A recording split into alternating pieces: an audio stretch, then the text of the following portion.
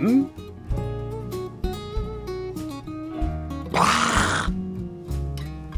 Alright, that's enough fucking around.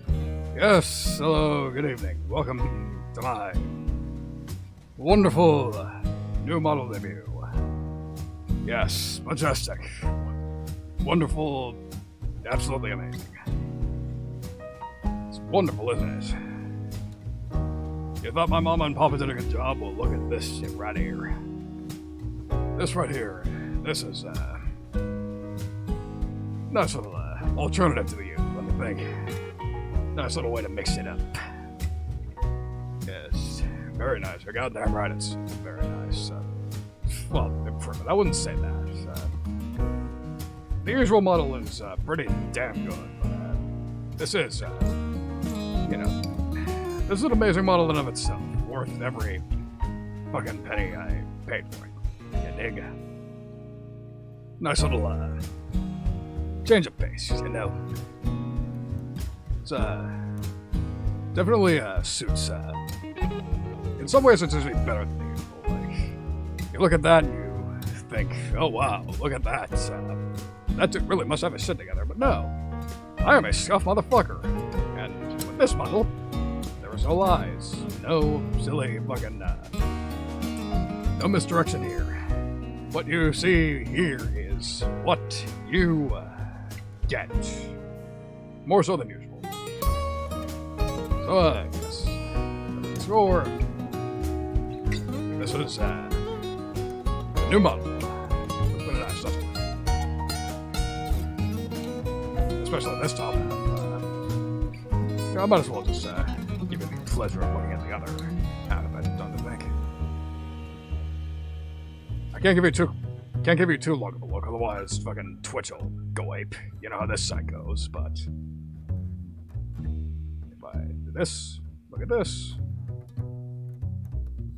Lazy ass sandals. Isn't that nice and casual? Nice fucking casual outfit, you know? Alright, that's enough of that. Don't want to get my ass banged. Yes, indeed I do. Not exactly, what, I mean, keep in mind that wasn't entirely my choice. This was, my new papa's handiwork. Which reminds me I should probably, go ahead and, introduce him real quick. Sort of, okay. But to do that, I need to go, actually, what's his Twitter handle again? Oh, that's right, this is his Twitter handle. So, this new model, this one right here.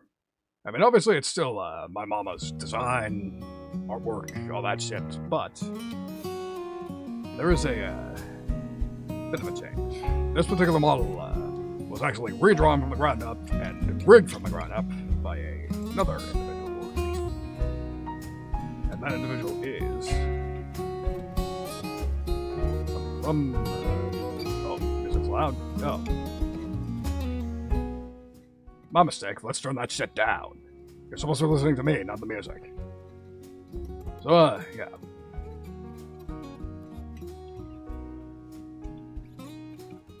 Alright. This is the gentleman and scholar who made this particular outfit. Calavera. VT. Such a good dude that I actually got high for a second. But yes, Calavera VT. This is the dude who made my model. Quite a Renaissance man, too. So the funny thing is, we actually met because he was my teammate back when we played some Guilty Gear together. We played in a team tournament run by Serena, Penguina, and Garo. And I was on a team with him and this other dude named Ray, who was apparently a top-level competitor in Europe. You know, we're both fucking VFGC type people. We are VTubers who like the fight hands. And apparently I made such a good impression on Mr. Senor Calavera that he decided to make this for me. He made this for me on stream, live in front of hundreds of people in the space of 2 hours. And my drunk ass didn't even see the stream. Some child I am, huh? So, yeah, that's one of the big gimmicks. He's a lot like, same story as me in a lot of ways. I spent 2 hours on stream making a song. He spent 2 hours on a stream making me a whole new, brand new fucking live 2D. Impressive man he is. What to say? No combo today. That ain't the point of this particular stream. Although, yeah, as a matter of fact, I actually haven't, fun facts, I'm like 90% sure either that stream or else a stream I did a little after that was actually the last time I played Guilty Gear Strive. So yeah, I just went through explaining that fucking I'm VFTC, but I haven't played a fighting game in weeks. Because I am a fucking loser. I am a scrub-ass, salty-ass little baby. My last stream ended in disaster. I got fucking sick of it immediately. Went through a psychotic breakdown. That was not a fun stream. I know at least a couple of you were there for that. Alright, so, as I probably do this, I just realized I didn't do the usual VTuber Dosido and didn't say hello to the... Not that. Lean back by accident, don't mind me. Hopefully never. Like, I am a scrub, but I'm not so much of a scrub. I'm not an entertaining sort of scrub is the problem. I don't say shit that's so stupid it loops back around to being funny. I just get salty. Which can be entertaining, but I don't know if I pull that off. Anyways, I should say hello to people.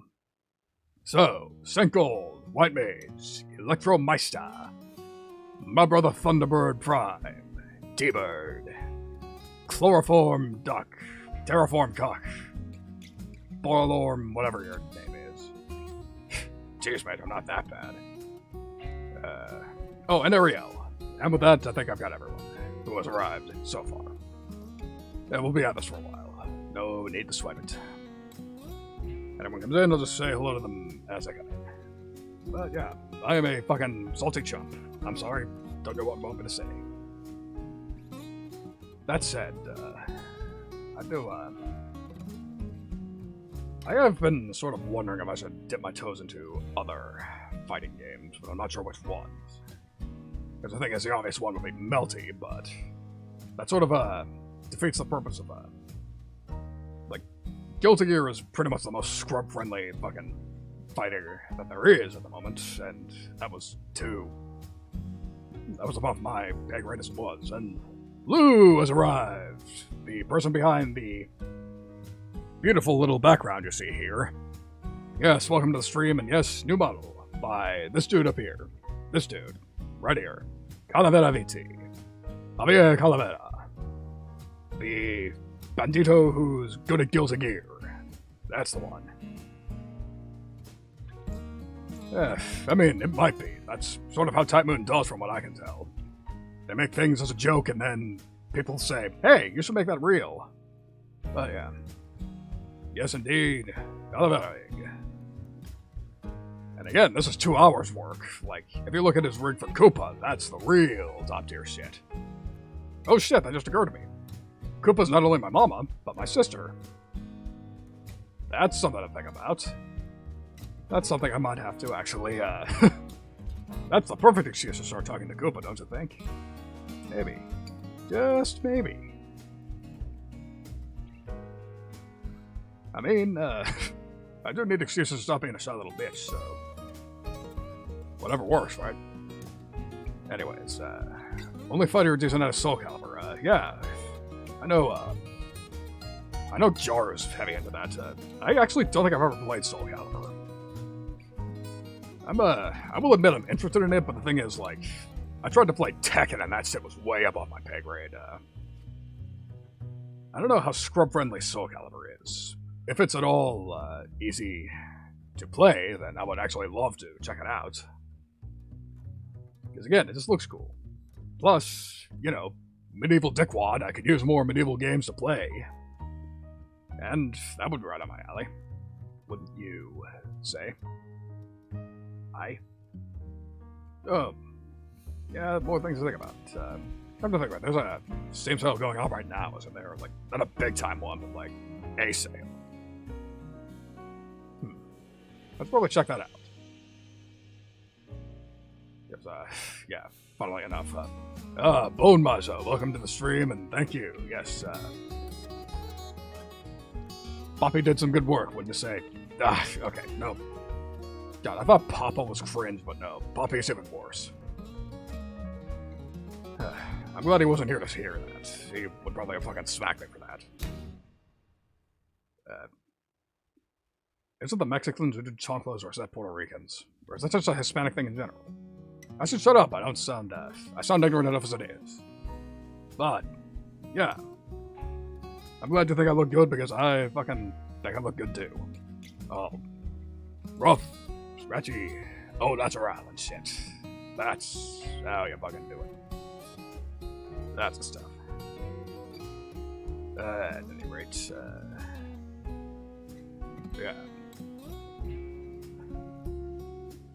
Yeah, funny is only fighting game you're using in the Soul Calibur. See, it's funny you mention that because I think I've said this before, but the only fighting game that I ever played that I consider myself actually somewhat competitively viable at was Ultimate Marvel vs. Capcom 3. Which should not surprise you, considering that's another sort of a scrub-friendly kind of game. Real easy pickings, that one. Then again, I think I have somewhat of an excuse in that I picked a bottom-tier character as my lead. My quote-unquote main character was Ghost Rider. Yes, indeed, Ghost Rider was the entire reason I bought that game. And the fact that he was bottom tier was the entire reason I quit playing.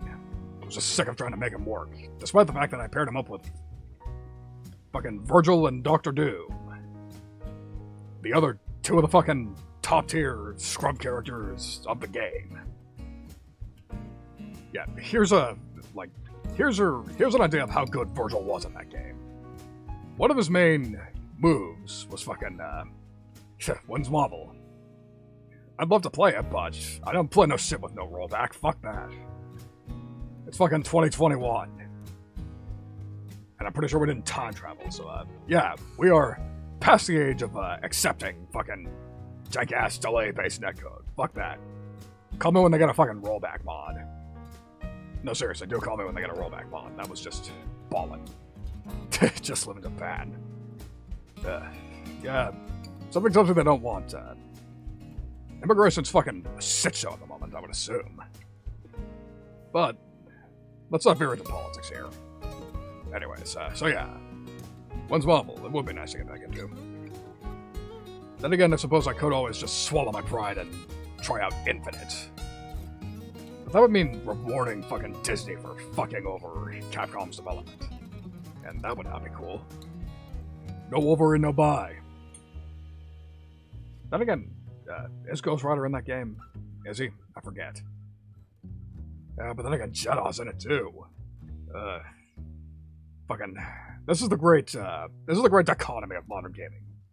You don't want to reward the dickhead publishers for being dicks, but at the same time, like, oh shit, they actually have good. Like, the game is actually good in the end. There are things I like about this. But I don't want to line some dumbass CEO's pockets. And yes, Electro's right. Yeah, it's hard to live in Japan, and it's hard to stay in contact with people who immigrate there. So, yeah, I suppose, it's about time for me to, here's a little story for you that I don't believe I've gotten into on stream. So, obviously I've been on Earth for a little while, I'm a little familiar with it, and obviously I've spent a lot of time on the internet. Don't ask me how I can access the Earth internet from the High Gain Kingdom. That's a story, I don't believe a Chrono may just want me to tell you. But I actually do have a very good friend of mine, who at one point I could reasonably call my best friend. And I probably still would if I could still talk to her. But yes, I have this friend, who was, Okay, so the story might actually get a little involved, so you'll have to sit back for a second. So, I've had a lot of hobbies over the years, besides the music thing, obviously. Music's always been my main thing. plus my living, obviously, but when I first discovered the Earth Internet, there was a couple of interesting little diversions that I've gone through over time. And one of those diversions was... probably such a cringe drawing if I tell you. I was into cosplay for a little while. Cosplay. Not doing it myself, but actually just, like, looking at the girls who would do it. Not those kind of cosplayers, this was before they became a thing, but... yes, cosplayers. I loved cosplayers. I loved looking at their outfits. I loved seeing characters I liked brought into fucking meat space. I thought it was the coolest thing in the world for a little while. And via this medium, well, no, I'm getting a little ahead of myself there. So, I was something of a cosplay junkie, if you will. And in the time I was into it, the main place to consume such, well, not the main place, but the place I preferred, one of the better places to consume it, was an infamous little website by the name of DeviantArt. Yes, that infamous little website. It's not just fucking Sonic fantasies and other unmentionable things on Twitch, but it actually, as far as I know, probably still has a lot of photography, like legit photography sort of ideas, and it did indeed have a cosplay section. I don't know if the music's drowning me out still, but I'm turning it down anyways. So, DeviantArt was my main haunt because I fucking liked looking at cosplayers. I liked the pretty girls wearing the outfits of characters I fucking love. It was the greatest shit ever. Yes, that mess of a site indeed. It was a mess. Which is why I'm not on there anymore. But, yes, so. Obviously, at some point, I don't even remember what happened, but fucking, for some reason, I was under the impression that cosplay was a good way to make friends. Well, not exactly. I was a deviant in the loosest sense. I had an account there, but I didn't actually make art on my own. Because as we've established before, I am fucking hopeless at the visual arts. Like, to the point that you see this? I could not have made this myself. That's why I keep fucking paying people to fucking make art for me, or else just buying shit apropos of nothing. So. But back on subject. What ended up happening was, I started actually trying to befriend cosplayers. I started fucking randomly DMing them. Just trying to strike up casual conversation. And before you suggested, no, I did not have any nefarious, aims. No, I was not that sort of person. To say nothing of the fact that I was rather young and that wouldn't have worked anyways. But, I stuck to people who cosplayed things I liked. Fucking, especially if you were a Guilds of Gear cosplayer, I probably followed you at some point. And, some of the animes I was watching at the time, just, probably I was into them too. And as a matter of fact, there was this one woman who made Evangelion was her favorite anime, and to that effect, she cosplayed Asuka, whatever the hell her last name is, from Eva. Red-haired woman. From the original series, not the reboots. I know, the reboots, she has a different name, but yeah. Shut up, Zop. There were nice cosplays, but fuck that character. Fuck May. But, at any rate, although funnily enough, before, I suppose I'll go off on a tangent that, I didn't have the massive hate boner for May that I actually do now. Mostly because I didn't actually play the games back then. I was more into the aesthetics of it. The story, yes. I was into the story of a fighting game. What the hell is wrong with me? But, at any rate, one of the people I tried to befriend was indeed a May cosplayer. Primarily. That was sort of her bread and butter cosplay. Because again, that was not quite, May hadn't worn me down the same way she did, because this was probably close to a decade ago. But anyways, back to the topic at hand. So, there was this one Asuka cosplayer. who I DM'd, and by and large, she was pretty much the only success story as far as my aim. She was the only person that I actually managed to properly befriend through DeviantArt DMs. Which is a strange thing to think about, but that is indeed what ended up happening. And, so, a little while afterwards, I actually sort of fell out of love with cosplay. I got sort of disillusioned with it. The reason being, I kept, I feel like in a way I fell into the, well, I don't want to say fell into the wrong crowd, because that implies I was part of the crowd in the first place. I was just an admirer. I was sort of a distant viewer. But in any case, I just, what ended up happening was some cosplayers were just behaving in a way I didn't like, and, well, no, that's just specific. I guess the broadest way to put it is that I didn't feel welcome there anymore. Like, for some reason, cosplay just didn't seem like the sort of, niche where mere consumers seemed welcome. And that's a lot of the reason I stopped really interacting with it. But, fortunately by that point, this friend was already too good of a friend to simply throw the baby out with the bathwater. So, that's a lot of the reason I'm sort of still in contact with her, but not really. Which brings me to a later story.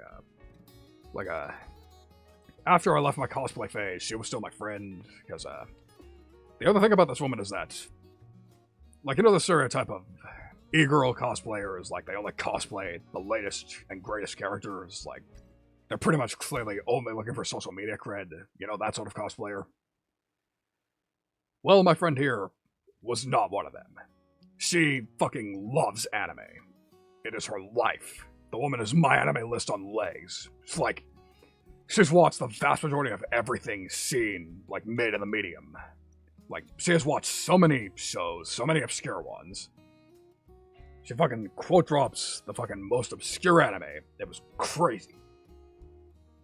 But at the same time, I like that, because I don't know if I've really emphasized this enough in my time as a virtual type streamer, but I actually really admire people who are passionate about things. I like people who are fucking big fans of niche interests. I could listen to, if somebody is sufficiently passionate about it, I could listen to somebody fucking talk about that sort of thing for hours upon hours on end. It stuns me. I love it. It's, honestly, I find it really fun. Which is, I will admit, one of the nice side bonuses of this particular gig, no shortage of people like that here, you know? You know, friendly fire here, but you get it. I'm one of them. But in any case, so yeah, this friend is a good friend. I still consider it, but there's a slight problem. Around a year and a half ago, she moved to Japan in a semi-permanent state to live there for a few years and to work there. And those of you who know anything about Japanese culture know that those motherfuckers put you to work. They want you to fucking work yourself to the bone. Fucking, if you're not working fucking 12 hours a day, you are a slacker. Ergo, I do not get to talk to this friend much anymore. Like, I can count the number of conversations that have gone fucking past 2 or 3 sentences on one hand the last 2 years. For the simple reason that she's far too fucking busy to do so. It's, a bit of a tragedy, but I can't be, like, on one hand, I can't be too sad about it, because the thing is, like, that woman loves Japan. Like, this was one of her dreams, to actually get to go there and live there. To actually fucking, like, make something of herself, to actually get to see the sights that she was so accustomed to seeing in anime firsthand. But, at the same time, I still do miss her. Like, I still would like to talk to her. And, maybe, like, it's not, like I said, this is completely hopeless. Like, I'll never get to speak to her again, but there's no way that's the case. Like, surely she'll pop up somewhere again. Like, she'll come around again. Like, she's the sort of person. The other thing is, she's the sort of person who, it's not that uncommon if we, like, fall out of contact for a month or so. Because, again, busy woman plus, like, she's serious about some of the things she's serious about, so, she's the sort of woman who gets lost in her thoughts, so. It's, not that big of a tragedy. Also, hello, Amy. Pleasure to see you, better than ever, but yes, so yeah, that's, the story of my best friend who I don't get to talk to much anymore, but, again, it's not that big of a tragedy. You know, it's funny, like, I don't believe I've ever had the pleasure of having this conversation with her, but, she would actually make a really great VTuber, because, this friend of mine, actually, she's not a virtual YouTuber, but she was actually a, sort of a face cam YouTuber, she actually had ambition. She actually, before she moved to Japan, she actually made some videos. She wanted to be one of those, anime YouTubers, reviewing animes, going over cultural concepts, con videos, the whole nine.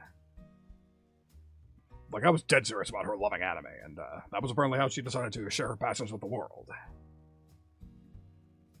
So I had a conversation with another friend of mine, who's, that's a slightly less interesting story. We met through some stupid mole game, and, he's actually the one who introduced me to VTubers, funnily enough.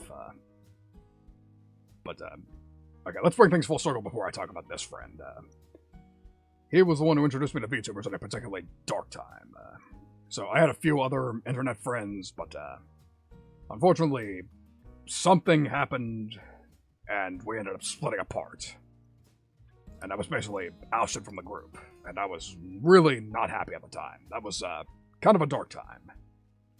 But then this dude came to the rescue, because at the time, he was just getting into VTubers, and he indirectly introduced me to the medium.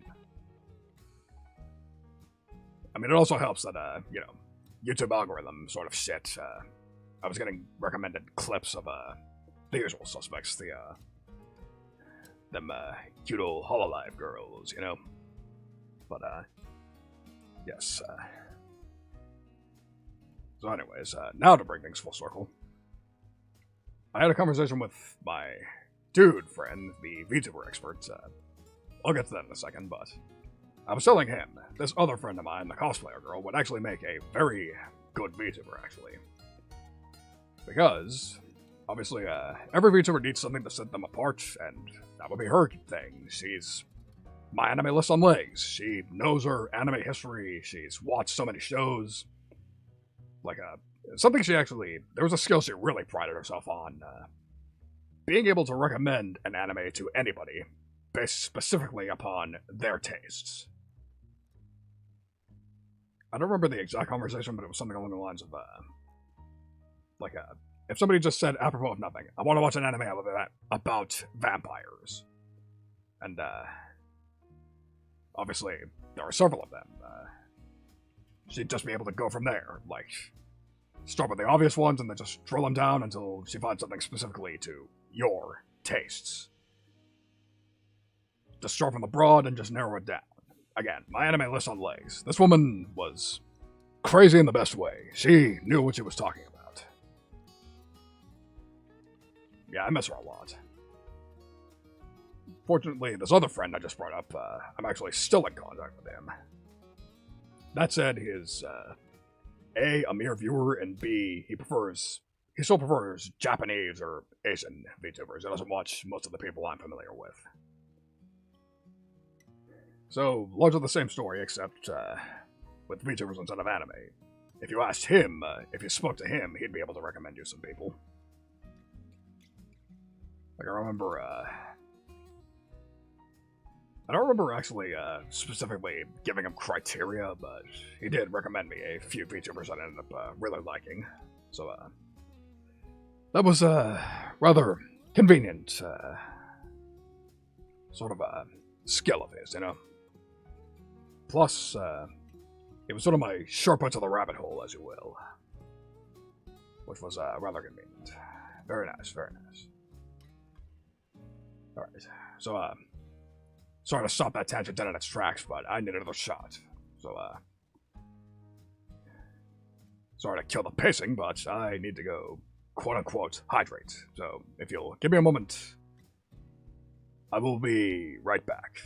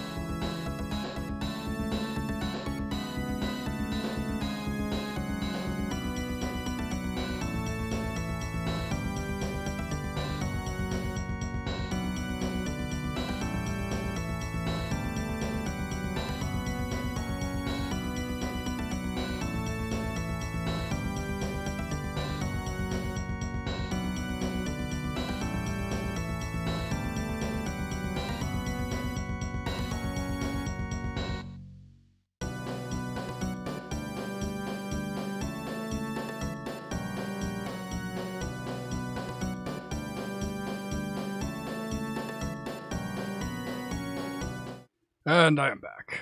Thank you very much for your patience. Man, let me tell you something. So, fun fact. Up until very recently, I actually preferred to mix my drinks. I insisted on only drinking... Pardon me. Jesus Christ. So, yeah. Usually I mix my drinks. I like to make, So usually I make Jacks and Cokes. I mix, vodka with hard seltzer. I mean, vodka with, flavored seltzers. God, mixing vodka with hard seltzer. That sounds like a recipe for a long-ass night, but no. Vodka with flavored seltzers, that's what I meant. So, yeah, whenever I did, like, you can mock me all you like, but, I did mostly drink hard seltzers in my previous drinking streams for one particular reason. I did not like doing breaks like this. I preferred, like, I don't like putting up loading screens for, like, 5 to 10 minutes at a time, because the thing about the mixed drinks is they take me a minute to make. Like, not the longest thing in the world, like, I'm not even getting myself sexist on the beach or any of that, like, not the sort of crazy show-off, sort of,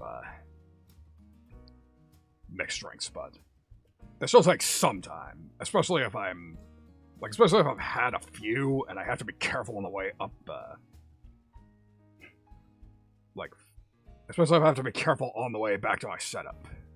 That's the problem, because, yeah, there was this one time where I was like several drinks in, and I ended up tripping on a very short flight of stairs, and I spilled the drink all over the place. That was not fun to clean up. And that's a lot of the reason I preferred canned drinks when I did drinking streams. However, last weekend, we had company over, and somebody was actually kind enough to teach me how to do chasers. Because this friend of one of the chrono mages actually insisted on me doing straight shots of Jack. Yep, Papa's here, Papa's here. Look alive, people, my fucking Papa's here. Yes, Papa, not Poppy. We've already established that's fucking cringe of me to say. But, yes. Welcome to the stream, Senor Calavera. Or Senor Calavera. That's right, but whatever the case. Pleasure to see you. Pleasure to see you. If I had tequila, I'd be raising a shot to you, but I do not, for better or worse. I don't handle tequila too well. I'm more of a Jack or vodka sort of guy. But, back to the story. So, yeah. I usually mix drinks, but I didn't like doing them during drinking streams, because that would require me to put up a loading screen for too long. I don't like making people wait. The streams are supposed to be,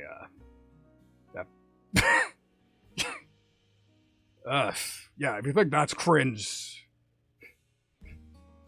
Man, if you think that's cringe, you should have heard the tangent I went on earlier about the fact that I'm technically Koopa's brother now.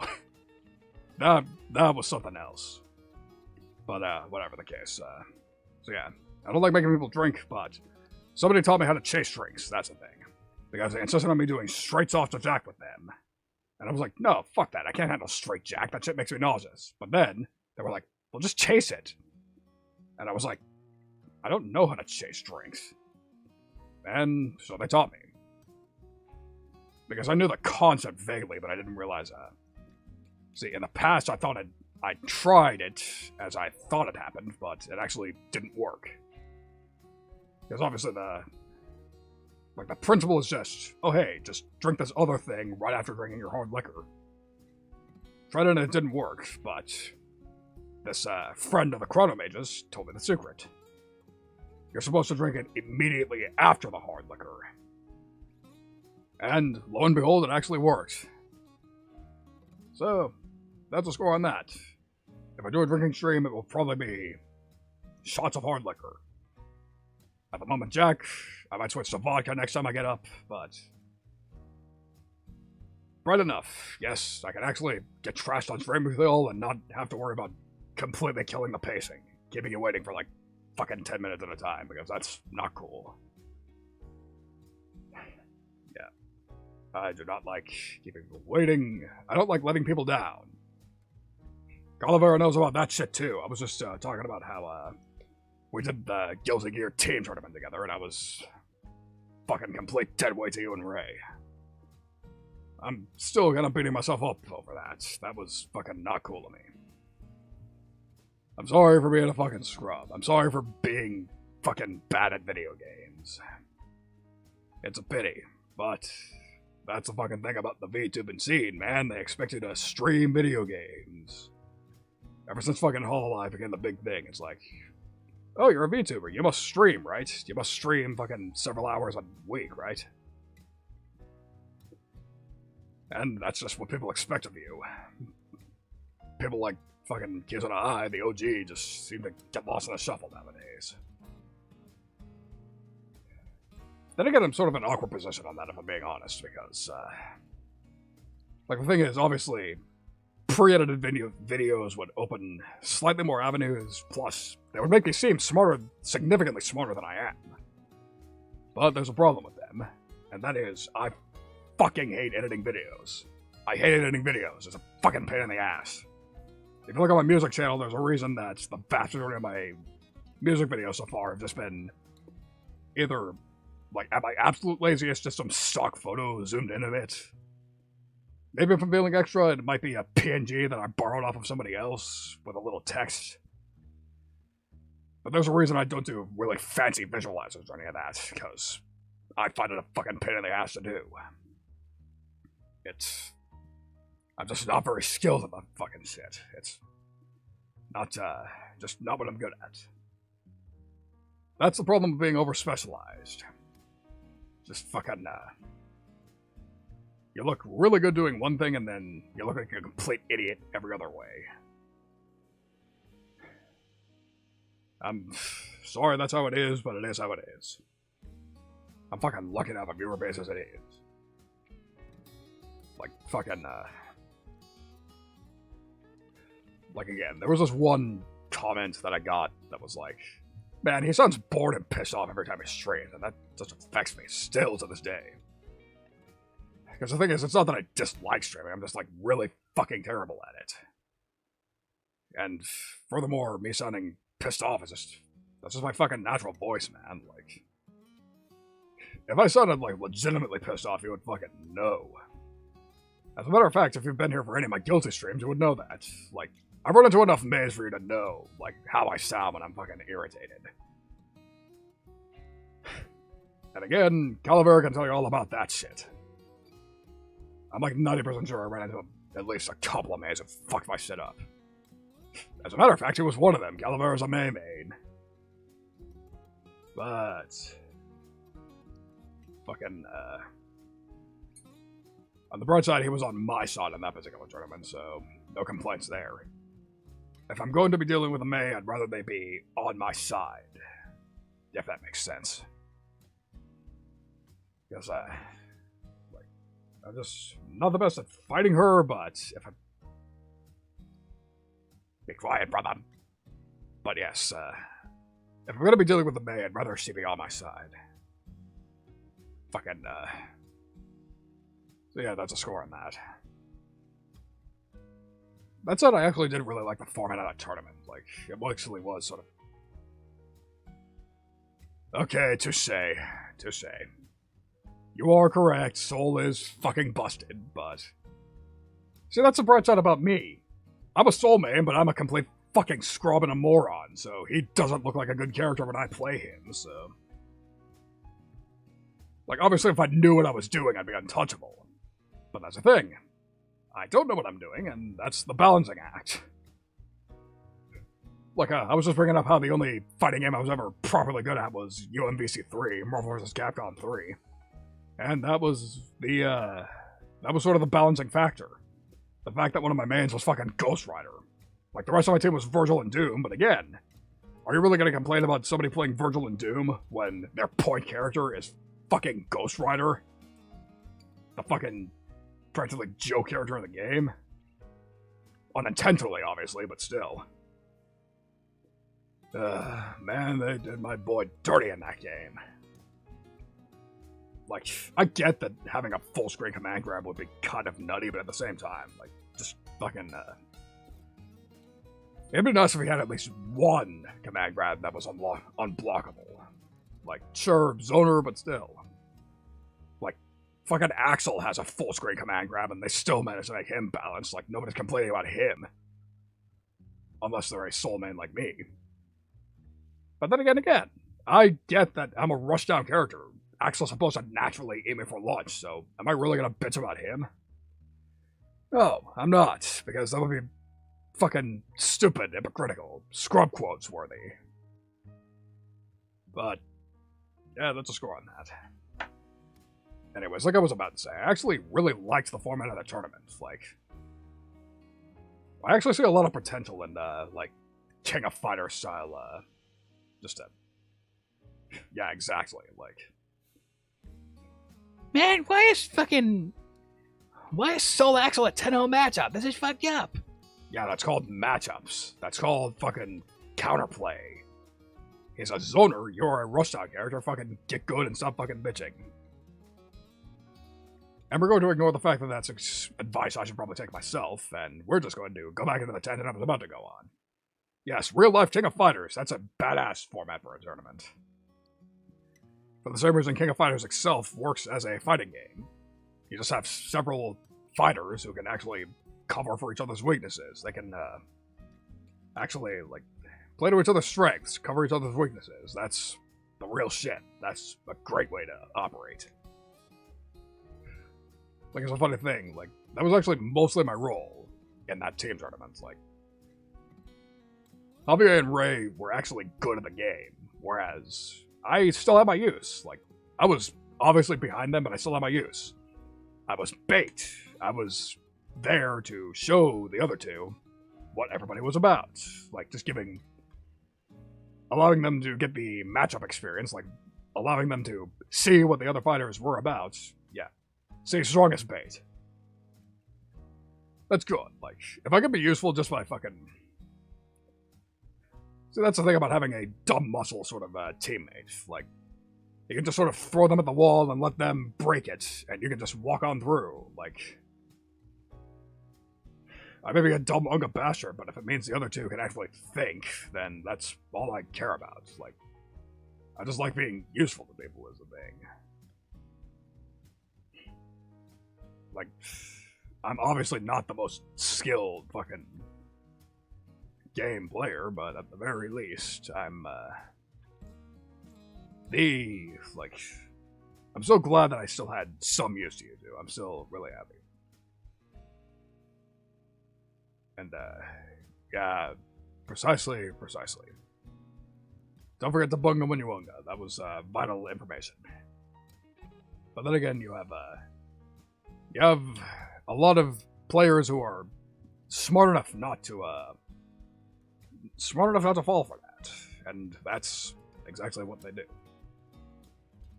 Well, I'm flattered you're considering me for it next time, Javier. I will attempt to do better. Speaking of doing better, I'm actually, like, despite the fact that I'm playing an absolutely busted character in Soul, I actually am, before I went on hiatus with Guilty Gear, I actually was thinking of picking up Leo, actually. Because the thing is, like, historically, I was never the best with charge characters, but I'm also not the best, apparently I forgot how to do DPs in my long fighting game hiatus, so it's like, is there really that much of a difference? To say nothing of the fact that, like, Leo, like, I feel like Leo takes a lot less effort to really blend people than Soul, because, like, obviously Soul is busted, but he takes still a little more thought to be absolutely unbeatable. Thought that I do not possess, but I do have a feeling that I'd probably have a better handle of Leo. I feel like I could probably take him a little further, but that would require actual experimentation and labbing, which I do not exactly like to do, as I've established, because, like, I believe I mentioned this on stream before, that I am not what you call a lab monster by any stretch of the imagination. I do not like spending time in training mode. That goes against all my instincts as playing a game. Like, fucking practice, fucking getting setups down. Like, am I playing a video game or am I doing homework? Which I get is a really scrubby thing to say, but at the same time, like, I do have slightly more legitimate of an excuse in that I could get good at a video game, or I could put that time into my music reps. I could actually make good fucking music. I could get that album done. Get that, cover song done. There's something I should probably announce right now. Yeah. Yeah, Ariel gets it. She gets it. But yes, there's something I might as well admit to right now. The fact that I actually have a cover song planned. Yes, that's right. I am working on a cover song. That's right. Cover song. I will be actually fucking singing. Yes, I will be singing. I'm glad, wow, timed that well. But yes, I will be singing on it. Cover song, I will be singing on it. But I will not spoil what the song is, except for the fact that it is a Western song. A rather old Western song. A Western song that is about 60 years old at this point. That shouldn't be a problem, right? People like the old shit around here. I mean, so many people talk about the new music being terrible, like, you must be into fucking technically oldies, right? Yeah. Like that one joke about fucking somebody mentioned Metallica's playing on Oldie Station now, and I'm like, please, for the love of fuck. Don't say that to me, man. I don't want to think about it. But yes. Cover song, I will be singing a song, I will be singing on it. Just the other thing is, not yet, that's fair, that's fair. Again, to quote another classic song, today's music ain't got the same soul. That's us boomers in a nutshell. We like that old-time fucking rock and roll. And we're just going to ignore the fact that usually we mean Nirvana or fucking Metallica, as opposed to fucking Everly Brothers or Elvis or any of that. But, yeah, that's a score on that. I will be singing, but there is one sort of niggling sort of trepidation that I have in the back of my mind. Something I'm sort of worried about. I am not quite sure yet if I want to pitch correct my vocals. I do not know if I want to do that yet. Because everybody complains about, like, on one hand, a lot of people complain, oh, they're auto-tuning the vocals, they can't sing. But at the same time, yeah, exactly. On the other hand, people are too used to the fucking perfect, polished music now. They listen to something that isn't auto-tuned and they're like, wow, learn to fucking sing, and they click off the video. So it's a fucking catch-22. We can be legitimate, or we can be, quote-unquote, professional. And that's a dilemma I'm in. I don't fucking know what to do. And before you ask it, no, I'm not gonna do the stupid T-Pain fucking vocoder sort of effect. It would not suit the song I'm trying to sing. So, yeah. That's a score on that. Although the funny thing is, the old, yeah, that's fair, that's fair. Oh shit, now that you mentioned it, it's funny you mentioned comfort zones, because that reminds me of something I wanted to do in this particular, stream. So, who wants to know my vocal range? Who wants to know my vocal range? Because I sure as shit do.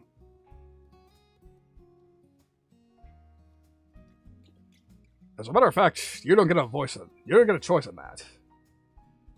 We're going to figure out what my vocal range is as soon as I correctly set up the page.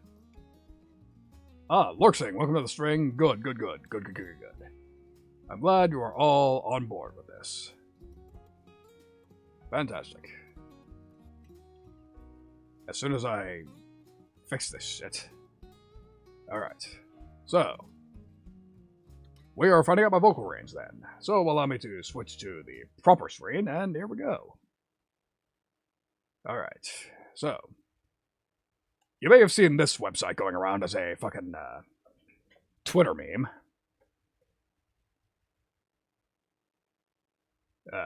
Pardon me a moment. There's one more thing I gotta do. Brother Jack. Jack motherfucking Delane. Welcome to the fucking stream, and, yes, what you are witnessing here is my scuff-ass alternate model by Javier Calavera VT. If you're still on the stream, please introduce yourself so I don't have to throw your Twitter @ on screen again, because that would be a pain in the ass with my current setup. But, yes, if you like my look here, then you have him to thank for that, and I appreciate that you like it. Anyways, enough of the fucking tangents. Before I get to that,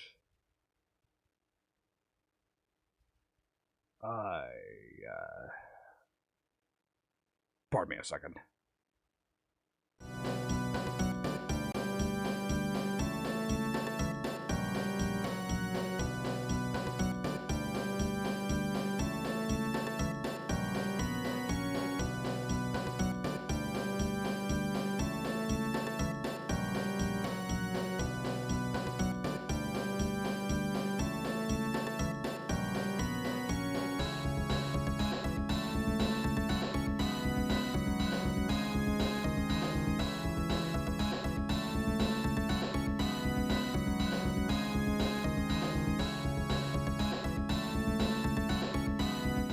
Alright, I think I got it now. Alright. So, I have done something rather unusual for this particular screen setup, so we're going to pray it works. So, obviously, yes, use my microphone.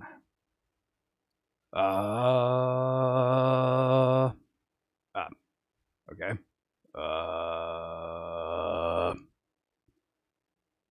Okay, that doesn't look right.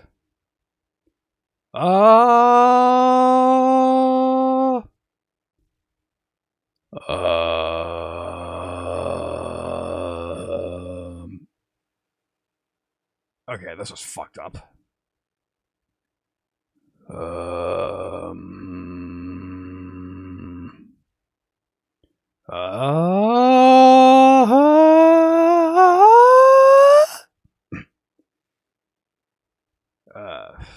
Okay, that's not right. Yeah, no, this side is fucked up. I don't know why I expected something, Yeah, no, this side doesn't know what the hell it's doing. Big surprise. It thinks I can fucking sing falsetto. Doesn't that figure? Alright. So no, this is not even close to my proper range. And I don't know why I expected anything different. Yeah. So yeah, this meme is full of shit. But fortunately, I have another method. There was an app out there. Okay, let's fucking get off of this shit. Yeah, fuck that website. It's dumb, it's stupid, it doesn't know what the hell it's doing. So we will try something else. So, yeah, but I actually know something significantly better for that purpose. And that is, if you have, on your smartphone, there was actually this wonderful little app by the name of, Sing Sharp is its name. Which is kind of an ironic name, because Sing Sharp is exactly what you don't want to do if you want to be good at singing, but that's the name of the app. There was actually a little while where I was seriously teaching myself how to sing, and I fucking swore by that app. Because its gimmick is that it's mostly comprised of vocal exercises that are meant to warm you up, to help you sing properly. And it actually grades you on your performance, which is really helpful, but more relevant to this story is that it actually has a function where you can check your range. And it was 1,000 times more accurate than that website, even with a fucking piece of shit phone microphone. I'm using my professional ass fucking Neat Audio Worker Bee that cost me like, it's in the same price range as, in the same weight class as the fucking AT2020. And that website still had no idea what to do with it. That's fucking ridiculous. That's dumb. But what are you gonna do? And, yeah. Yeah, that's alright, Jack. I know... See, here's the funny thing about you, Jack. I've known singers that are significantly worse than you who think they are good and actually know what they're doing when they sing. They just decide not to do the right thing. So in a lot of senses, you're actually ahead of the game. Because you're, like, naturally good, so imagine what you could do if somebody actually fucking trained you. Hint, hint. Fucking hint. But, that's the score on that. So, yeah. Come to think of it, if I actually look up my old... There was a point, that's a fair way to do it, Thunderbird. As a matter of fact, a lot of professional vocalists actually, do recommend that you just sing for fun off the clock. That's actually one of the better ways to, practice, to... Like, especially if it's within your range, if you know it. Speaking of, what is my proper range? Because I was actually training myself, like, actually doing fucking something comparable to exercise, funnily enough, where I was, like, using the app as much as I could, fucking recording my results, and checking my range. And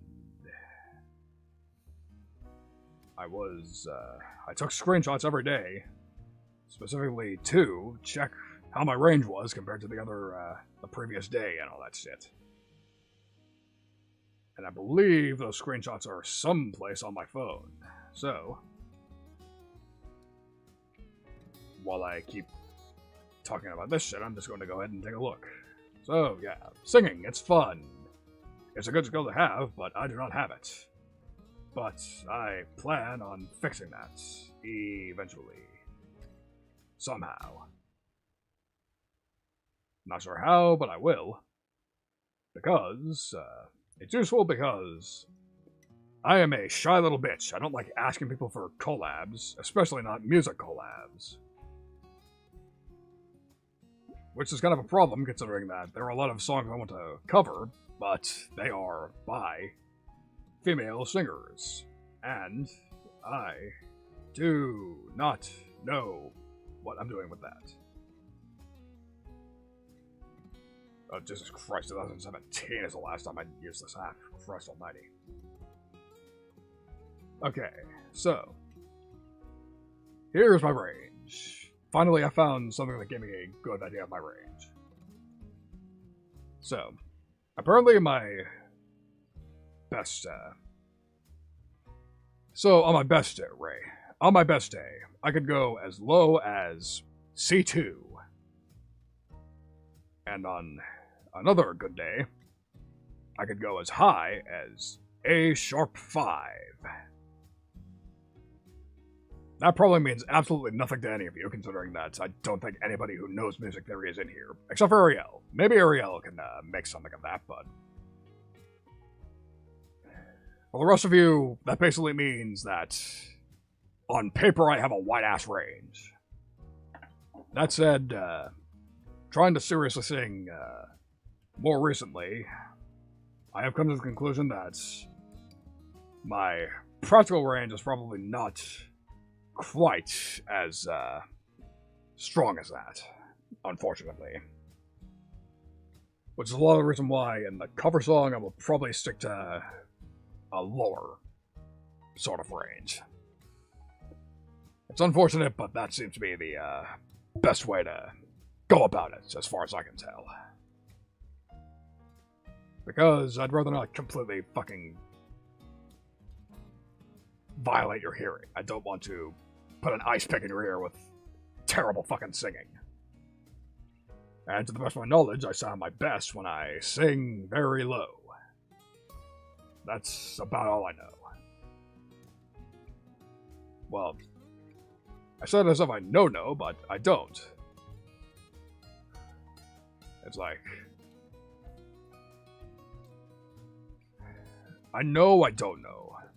That's kind of a... I don't remember which famous philosopher said that, but it fucking fits. The smartest people are the ones who admit that they don't know fucking anything. That's, roughly the knowledge I know. It's a good way to operate. Just, hedges your bets. Like, there's a reason I call myself pretty okay at music and not an absolute fucking wizard, because... Like, you may think I am an expert musician, but let's fucking be honest, there are hundreds upon thousands of musicians in this world, possibly millions, who are significantly better than me. I'm just probably one of the best ones you know. And even then, you probably still listen to people who are better than me.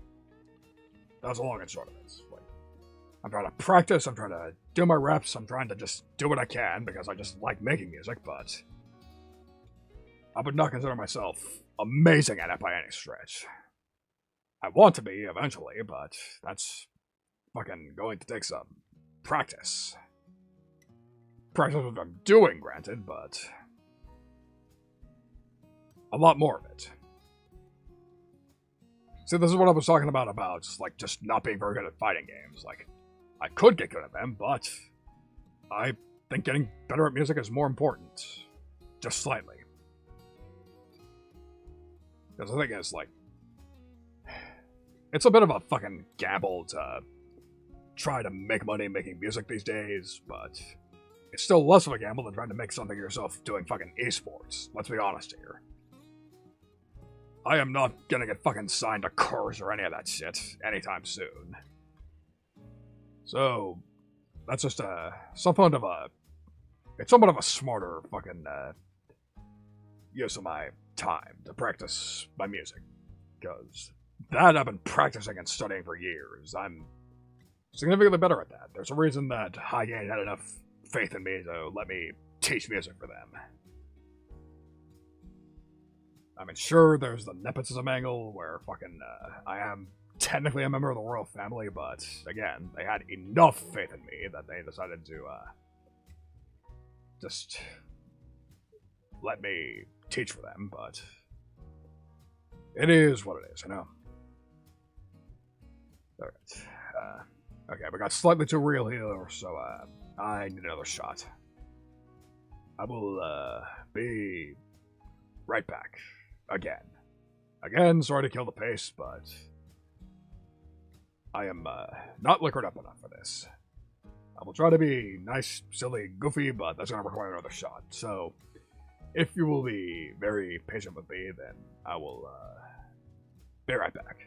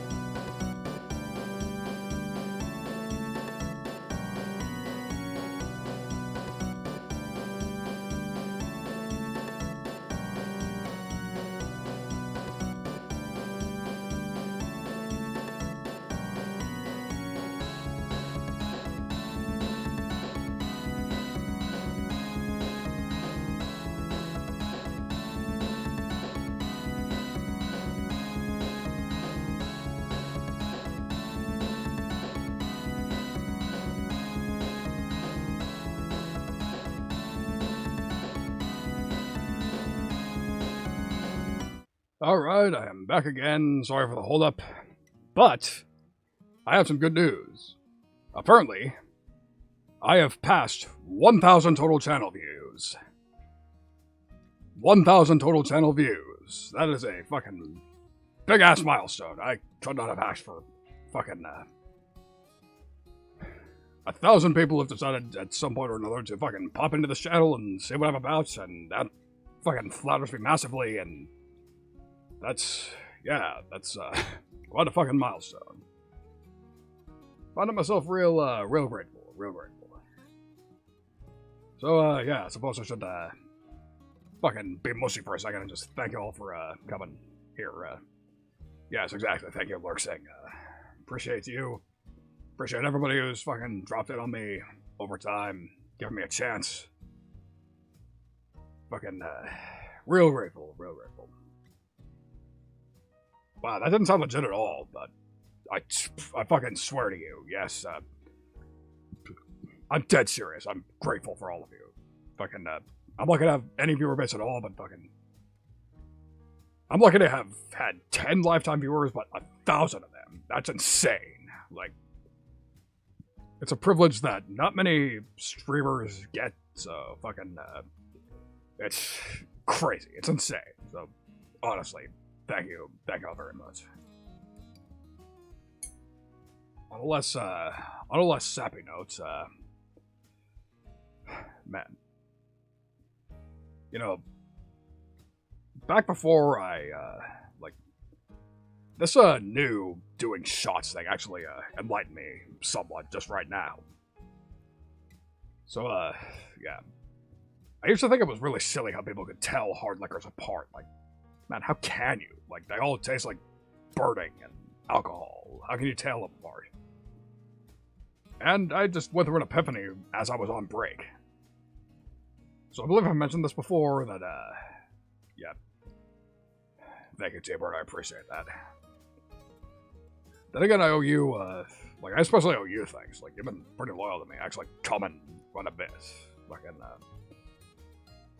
like, I owe you thanks, and, like, I'm sorry for not showing up to your streams that much anymore, but your fucking news skills is impossible. Like, you're streaming when I'm asleep. I'm sorry for being a bad fucking brother, but I can't help my sleep schedule, man. And I'm pretty sure you can't help yours either, so fucking, I guess it is what it is. At any rate, back to my story. So, I believe I mentioned before that one of the chrono mages that I live with, he likes vodka, specifically Tito's vodka. However, he gets really, really mad if other people drink it. The problem is, I actually drank a bit of Tito's when I was back in my mixed drink phase, and I actually like it too. So you can probably see the problem there. So, as a compromise, I started drinking 3 Olives vodka instead. In a mixed drink, they're pretty much indistinguishable. However, I just took a shot of, yesterday I took a shot of 3 Olives, and that was really unpleasant until, I chased it, and even after I chased it, because the problem was my dumbass used some of the 0-calorie juice that we had lying around the house as a chaser. And that did not work, because we all know that shit's basically just very heavily flavored water anyways. If you're going to chase something, use either soda or full calorie juice, like full sugar, full fruits, all that shit. So, that's a score on that. However, just now, and I assume you're not going to tell the Chrono Mages, you all are good at keeping secrets, right? I just had a shot of Tito's while I was away. And I could tell immediately, like, just drinking it straight, like, holy shit, that actually is significantly better than 3 Olives. No wonder he loves this shit. And that's a score on that. So, yeah, apparently you can taste the difference between different liquors. Which I suppose makes sense. Because some friends of mine were giving me shit about liking Jack so much. But that's mostly because, like, I'm pretty sure I've said this on stream before, the fact that, I like Jack and Coke, but mostly because that's what Lemmy drank. Lemmy from Motorhead. One of my biggest musical influences, the late, lamented Lemmy Kilmister of Motorhead. Classic band. Not just an amazing fucking musician, but just a great guy besides the horrific substance abuse issues. Like, he's probably the greatest example of a fucking functional addict in history, in all honesty. Like, you would never be able to tell that he fucking lived fast if you actually spoke to him. Like, it was down to earth as fuck. That's the sort of thing I aspire to be, in all honesty. But, yeah, that's a score on that. The problem is, Jack is a little unpleasant to drink straight. So, that's basically, I had a conversation with a few friends about this a few days ago, about the fact that, they were like, man, you should switch to bourbon, or fucking gin or something. Like, that's actually pleasant enough to drink straight without a chaser. So, I guess, that's something to think about the next time I get to hit the liquor store. Then again, I'm just the sort of guy who just gets kind of stuck in my ways in the first place. Like, I have my preferences, and it takes a lot to fucking get me to switch them up. Like, I have to really fucking click with something to fucking click with it, if that makes sense. It probably doesn't, but fuck it, you probably know what I'm talking about. I need something new to drink, that's the bottom line. Because if I get called girly for liking hard seltzers one more time, I'm gonna fucking punch somebody, I know that much. So I guess that's a score on that. Alright, there we go. Alright. So, that's that. So, yeah. I guess it's a good thing that I'm not really a live performer, because I don't recall if I've done any of my music so far drunk, but it's not that big of an issue to do it. Like, if you're just alone composing it, then it's not that big of an issue to do so drunk, if that makes sense. Whereas if you head on stage and you've had too many and your name is not Dimebag Daryl, then it's going to be obvious to everybody. Yeah, I don't doubt that, Jack. Although that reminds me, I do need to try your suggestion of fucking trying Fireball with apple juice, because, like, Fireball I couldn't do at all. Like, Fireball disgusts me straight, but I get the feeling, like, I mean, I like apple juice, and at the risk of sounding unmanly as all hell, I actually do like Angry Orchard hard cider. I don't know if you're all going to say that, it's good, especially the green apple flavor. Like, I like green apple, I like booze, so it's like a match made in heaven. There's probably less shame in it than those fucking apple teenies from Scrubs, but still. Which reminds me of, I actually tried, like, there was like a fucking apple whiskey that I once tried, but it had sort of the same problem. Like, it was clearly a whiskey. It still burned. Like, you still needed a chaser, but the person who gave it to me expected me to be able to handle it straight. And I sort of could, but yeah, Jack, there's nothing wrong with that. Fucking, who's gonna, like, I think the vast majority of people like sweet stuff, but not many people admit it is the problem. Fucking, like, because the thing is, like, people think of sweet shit and they think, oh, candy, kitty shit, get that fucking shit away from me. I'm an adult, I'm fully grown. And it's like, fuck off. We all know you fucking have a stash of Kit Kats in your room or some shit like that. Like, don't even front, dude. Totally not speaking from experience on that one. But, yeah, that's the rough scope on that. Man, I want some fucking Kit Kats. Then again, I probably shouldn't be wanting that because I've actually been gaining a surprising amount of weight over the time I've been under fucking on Earth. Because the thing is, like, obviously, the fact that I'm sort of not really under bounty hunting training anymore, like, obviously there's no need to train your body all that much if you're fucking not actually hunting bounties, so kind of hard to gather the will to really work out all that much, but on top of that, I've just fucking wanted to fucking, I don't know, I've just been having a lot of munchy sort of urges lately, for reasons unexplained. But you're right, Jack. Yeah, it is a nice change away from the hard shit, but Could be worse. Like, if you drink nothing but sweet stuff that is sort of questionable for an adult, but at the same time, like, it doesn't hurt to have some variety, you know? Like, fucking, you just, like, it's the same story as everything else. You gotta have a mix of things, like. So that's a funny thing, like, you seem to be almost completely into fucking oldies and, like, old jazz and that sort of thing. Whereas I am, for the most part, a fucking dopey-ass metalhead. And even then, I hardly listen to real bands anymore. I've been mostly bumping the fucking Guilty Gear soundtrack for the last little bit. Although I have been getting better about that, So, this will probably, I have a bad feeling that even mentioning this band will get me fucking, have a Twitch admin giving me the stink eye, but I've actually been bumping a lot of Infant Annihilator's latest album, The Battle of Debutt, or some shit like that. Like, sure, they were kind of a joke before, like, oh hey, edgy fucking deathcore band, but that last album was legitimately fucking amazing. Like, the fucking riffs, the production, the lyrics when they're not being fucking edgy, and even then, like,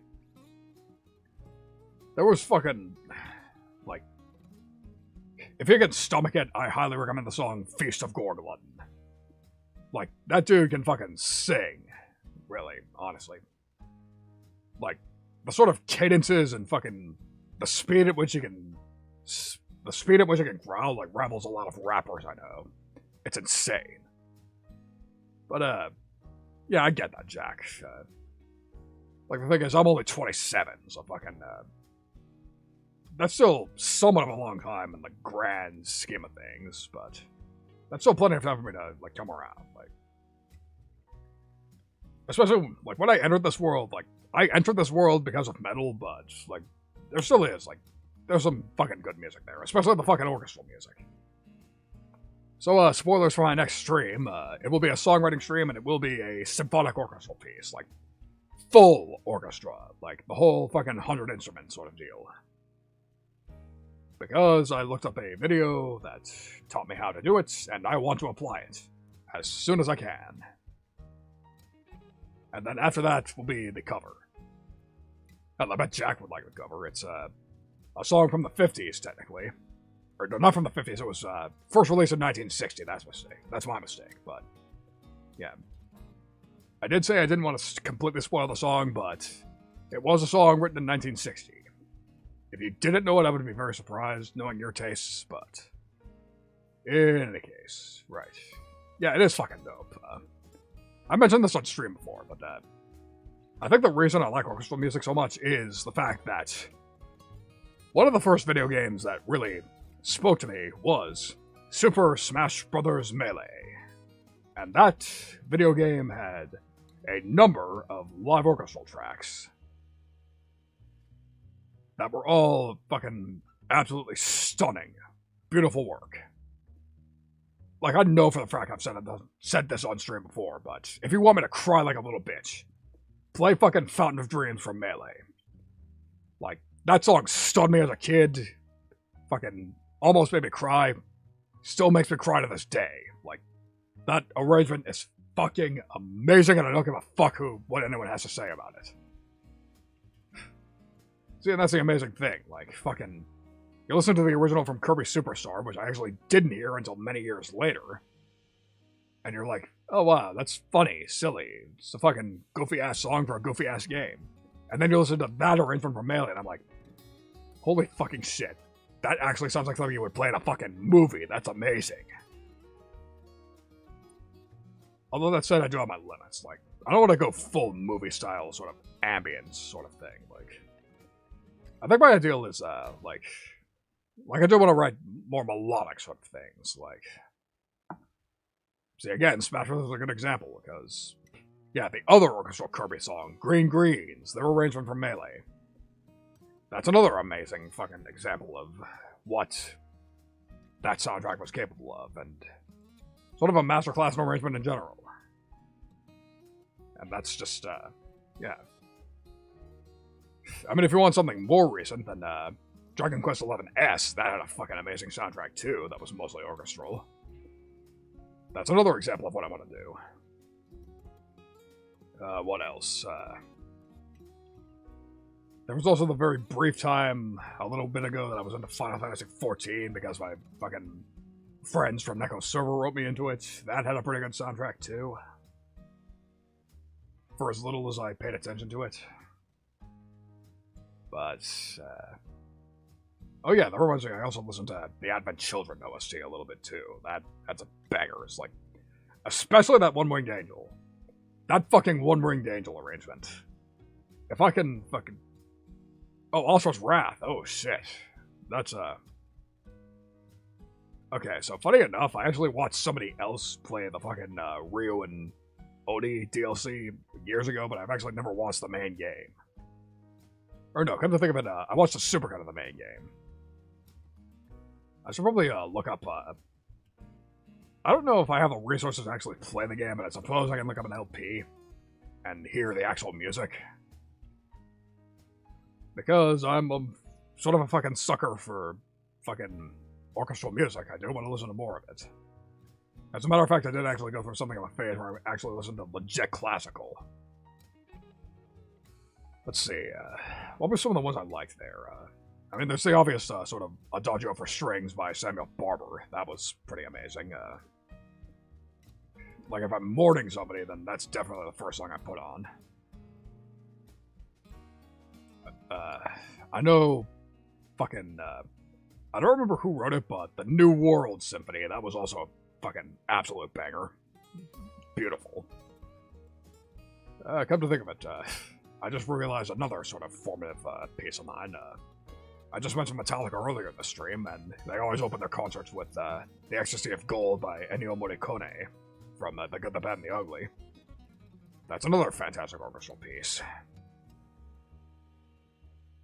And on the same lines, I just realized one of my favorite albums when I was a kid was fucking S&M. Yes, F, exactly. Ennio Morricone, that was a big loss. Like, terrible. And on the same subject, Michael Kamen, he passed away only a few years after S&M, and he was another, like, classic film scorer as well. Which is a lot of the reason S&M sounded as good as it did. This reminds me of another sort of thing, I remember commenting on fucking, something from the Castlevania soundtrack. I want to say Castlevania Judgment when I was younger. Like on YouTube. And I said, oh hey, that sounds like S&M. And everybody was, like, laughing at me saying, that's disturbing, what the fuck is wrong with you? Because I was young and dumb and I did not get the innuendo. So yeah. I'm referring to S&M the Metallica album, Symphony and Metallica. Jack, that is hardly a controversial opinion, but... yeah. I mean, that said, the last two albums, like... I fucking love Death Magnetic, and their newest album actually has a lot of solid songs, like... especially Spit Out the Bone.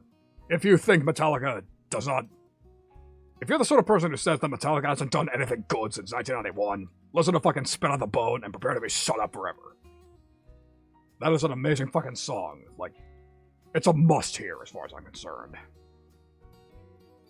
But yeah, back on the subject of S&M, like... see, a lot of people say that the mix didn't work, but...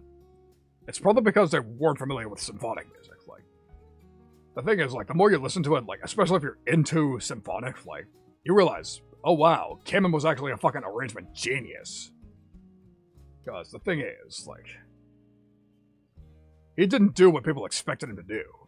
Like, I remember, like, I think I actually had the physical album still around somewhere, and, in the fucking liner notes to it, he legitimately, like, there was actually a little snippet of his text interview where he mentioned his philosophy in arranging it, like, oh yeah, I could have just commented on the original guitars or lead pieces, or just commented on the vocals, but no, I wanted to make it sound like it was always there. I wanted to make it sound like an actual fucking symphony was playing. And if you're familiar with symphonic music, that's exactly what the fuck he did. Like, and even the band themselves commented, like, in the lead up to the original show, like, they commented, like, man, we were listening to the symphony-only rehearsals and we're like, wow, that already sounds like something you would use in a movie. Which fits because Michael Kamen was a film scorer. But again, like, if you actually listen to, like, especially, I think, like, definitely on the original DVD, but I think floating around on the internet someplace,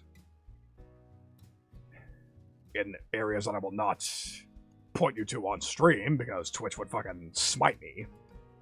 Like, the original symphony-only performances are out there somewhere, and it's like, holy shit, that sounds amazing all on its own.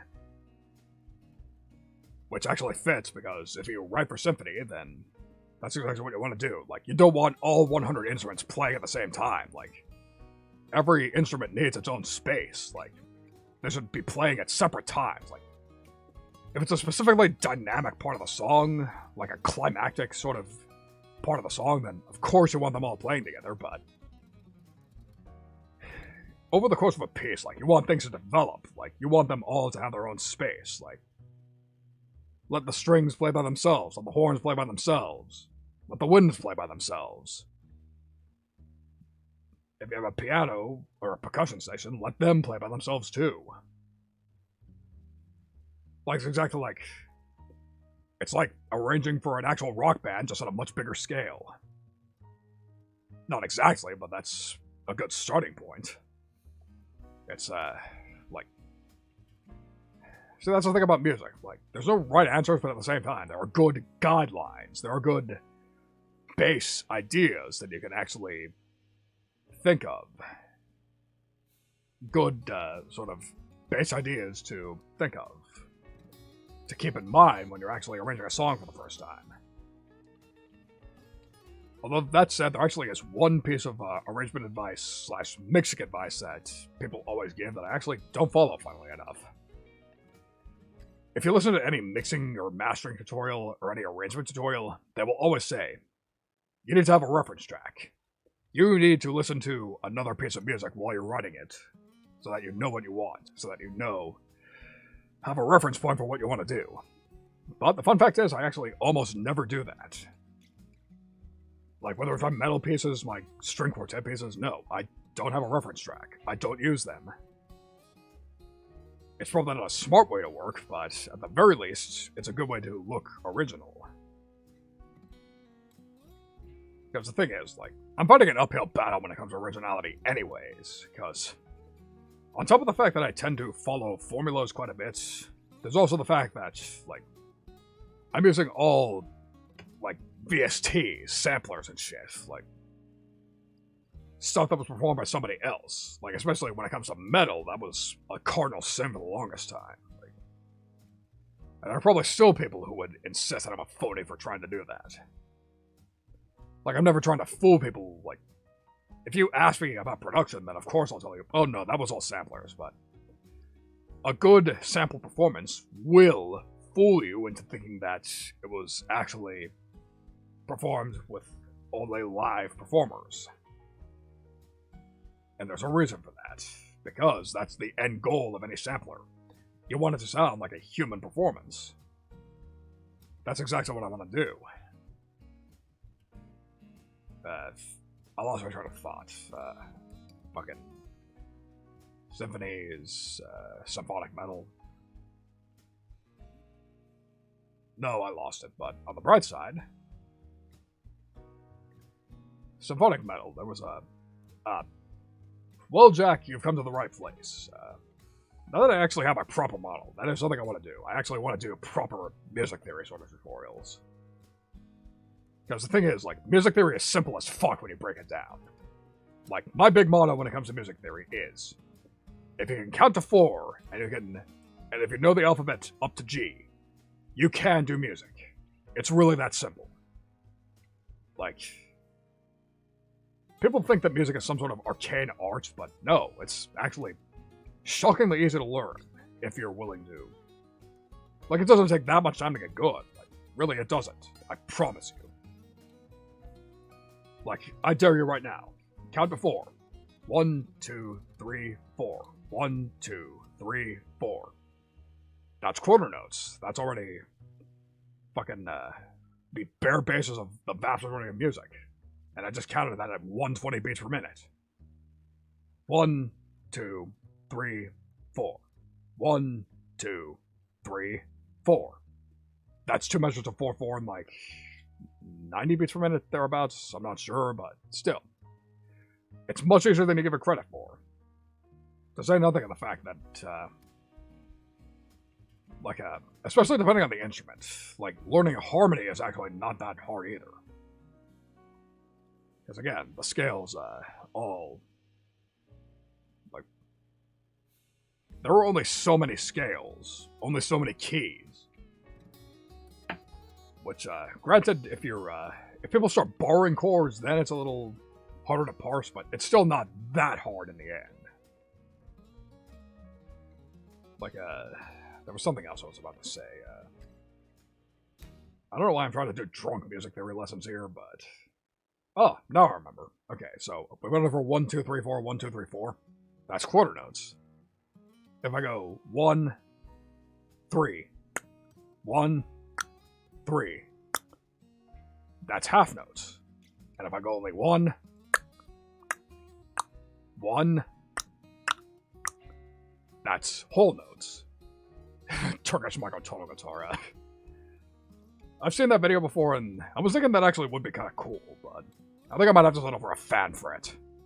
Now, those would be pretty nice to have, but that would require me to actually know how to play guitar in the first place, and I sort of got impatient learning the muscle memory on guitar. There actually was a little while where I actually could play basic songs, but I was like, I think getting up to Ingve status would take a little too much grinding. I'd rather just fucking do it by computer. But anyways, so yeah, there's your basic rhythm lesson. Part 1. Here's part 2. 1, 2, 3, 4. 1 and 2 and 3 and 4 and... That's eighth notes. I mean, if it's drums, like, when it comes to drums, it's more physical endurance than anything that keeps people back. Especially if you're playing metal, like... There are some fucking metal drummers that make me wonder, like, if they actually sold their soul, like all the stereotypes. Like, I fucking, yeah, electric chair, like, there's a reason drums have their own specialized chairs. They call them drum thrones, because otherwise it is kind of a pain in the ass to fucking actually do the fucking drumming. Like, even if you have a drum throne, if you don't adjust it right, it's still gonna be painful trying to play drums. Like, the thing is, like, you have to set up the kit right, you need to have the throne at the exact right height, you need to make sure your kick has the right amount of spring tension, like, there actually is, like, there's a big stereotype about drummers being fucking idiots, but the thing is, like, there actually is a lot that goes into it. There's a lot of thought that goes into a properly set up drum kit. So, yeah. Like, there's a reason a lot of the smartest musicians are drummers. Like, the late great Neil Peart, there's another one. Fucking Mike Portnoy. Like, there's a reason prog drummers are amazing, and, yeah. I was talking about metal drummers. Look up fucking George Callias of the band Nile. Let me type in his name, because there's no way in hell you're gonna know that name by me just saying it. George Callias. Look that dude up. One of the first couple of results should be him doing his thing. And believe me, you will realize, holy shit, you must have a lot of endurance to play that. And bringing things full circle, insane metal drummers, there's this band Flush God Apocalypse. Death metal band that also has a symphonic element to it. They have a pretty insane drummer too, whose name escapes me. Because the band is Italian, and obviously, they're all Italian named. And the only Italian I know is fucking musical terms. And maybe some forms of food.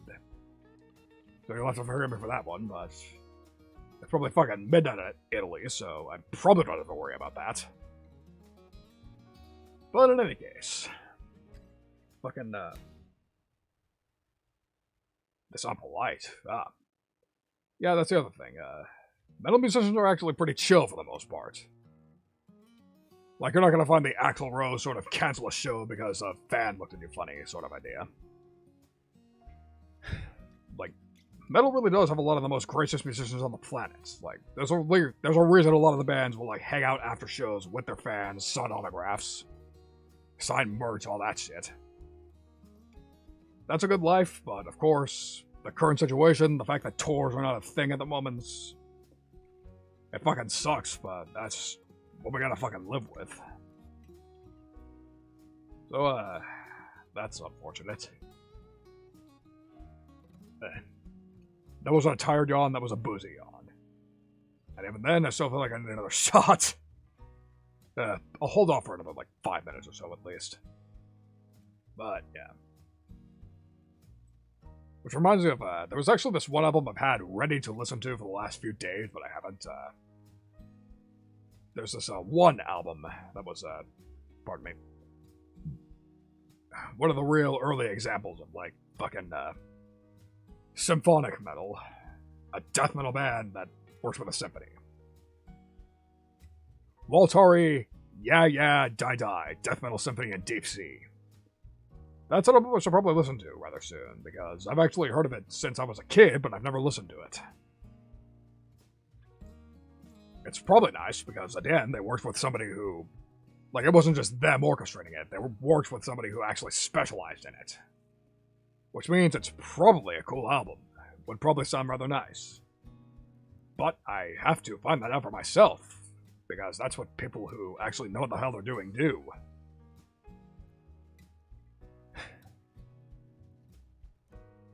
Which also brings me to another band, Septic Flesh. There's another band, not to be confused with Flesh God Apocalypse. They're another insanely heavy band that has a symphonic backing. Although, if I recall correctly, I've only heard one song of theirs. Flesh God Apocalypse, I at least know a couple, but... yeah. Then again, you can't really go wrong with Nightwish. Especially the, Tarja era. Like, if you really want to dip your toes into that, then that's my recommendation. Especially the song Ghost Love Score. Like, it's cliched, like... but there's a reason it's so good it became a meme. In a sense. Like, to the point that it's one of those songs that you probably don't know the name of, but you've heard at least once. That's a good fucking song. And they do good shit. Like, funnily enough, I actually just hired, not too long ago, somebody named Floor Jansen. And I've seen some live clips with them performing with her, and holy shit, that woman can fucking sing! That's the exact sort of female vocalist I want to work with, eventually. Like, holy goddamn, can Floor Jansen sing. But I gotta stay humble. I gotta find female singers in this niche. Which I do want to eventually, like I mentioned in my fucking fiery Minecraft stream, but... again, this will require me to, A, stop being a shy little bitch, and B... not to sound bitchy, but for people to actually respond to me after I propose it. Like, the person I'm talking about is clearly a busy woman, so of course they probably didn't, but it probably also doesn't help that I didn't follow up with them again, so let's just go on that, I guess. I promise I will eventually fucking, I do want to collab with other singers, I do want to fucking sing with people, but it just takes some doing, man. I'm a fucking shy little bitch, I don't know. Well, the thing is, there are probably a lot of face singers who are just starting out. Like, funnily enough, Ariel was just in here earlier, and fucking, it's like inevitable that we're gonna fucking collab. Like, she'd probably say yes easily if I asked her to fucking sing with me, but she's pre-debut, so she probably, if there's any reason she would say no, it's that, but in any case, I fucking do want to get to know some V-singers. I want to fucking write music for people. Because, so the funny thing is, I mentioned the cover earlier, but fun fact, it's actually a lot softer than you're expecting. It's a really, like I did say it was a vintage cover, which you would think would mean, oh, I'm gonna metalize that, but no. It's gonna be a fucking chill-ass piano and vocal piece. So, time for development. Fucking, there was actually, this in-joke among me and my friends that I wanted to cover that fucking one Simple Plan song. But the thing is, like, I abandoned it for possibly the dumbest reason ever, and that was that I could not figure out its BPM for the life of me. It was a complete pain in the ass making a tempo map, so I was like, fuck that, I'll just cover some other song. Oh, no shit, Jack. You'll have to introduce me to them after the stream. I am always looking for more music connections. Because as much as I love my scene, there aren't many proper musicians. Like, there are a lot of people who like to sing, but not that many who actually, fucking, know what they're doing musically, or, pardon me, it is a throat spray, but, fucking, yeah. Just, fucking tell me about them later on. Would like to know them. Because that's another problem of mine, like, I know a few fucking people that I would like to cover who have done vocal covers before, / are good singers. But the problem is they are fucking out of my league. Like, I'm literally fucking nobody in a lot of ways, but it's still, like, I still have to have at least some balls to fucking talk to them, you know? Like, again, like, I cannot afford to be a fucking nervous little bitch. Good to know, good to know, good to know. Would be nice if I had real life friends who were in the VTubers, but I guess that's something you gotta live with. But yeah. What the fuck was I talking about? Oh yeah. Yeah, I need to stop being a shy little bitch and collab with people. But fucking a lot of the people I want to sing with are completely fucking out of my league. Would leave me on red if I propose to fucking sing with them or make a backing track for them.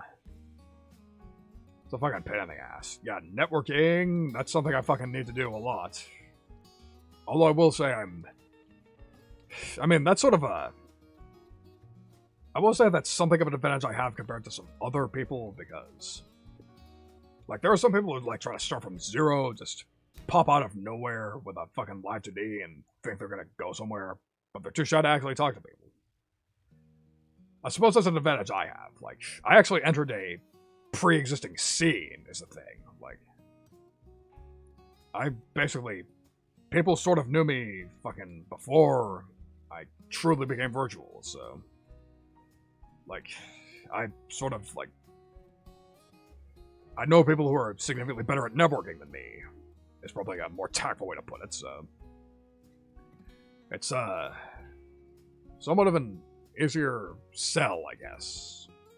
Because they know me. But again, fucking, I don't know, man. I just want to fucking cover things with people, and I want to fucking work with a female who can sing.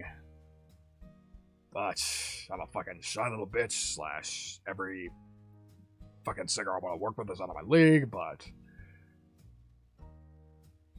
eventually I'm gonna have to learn to fucking quit being a bitch. I have to fucking actually do things. Fucking talk to people.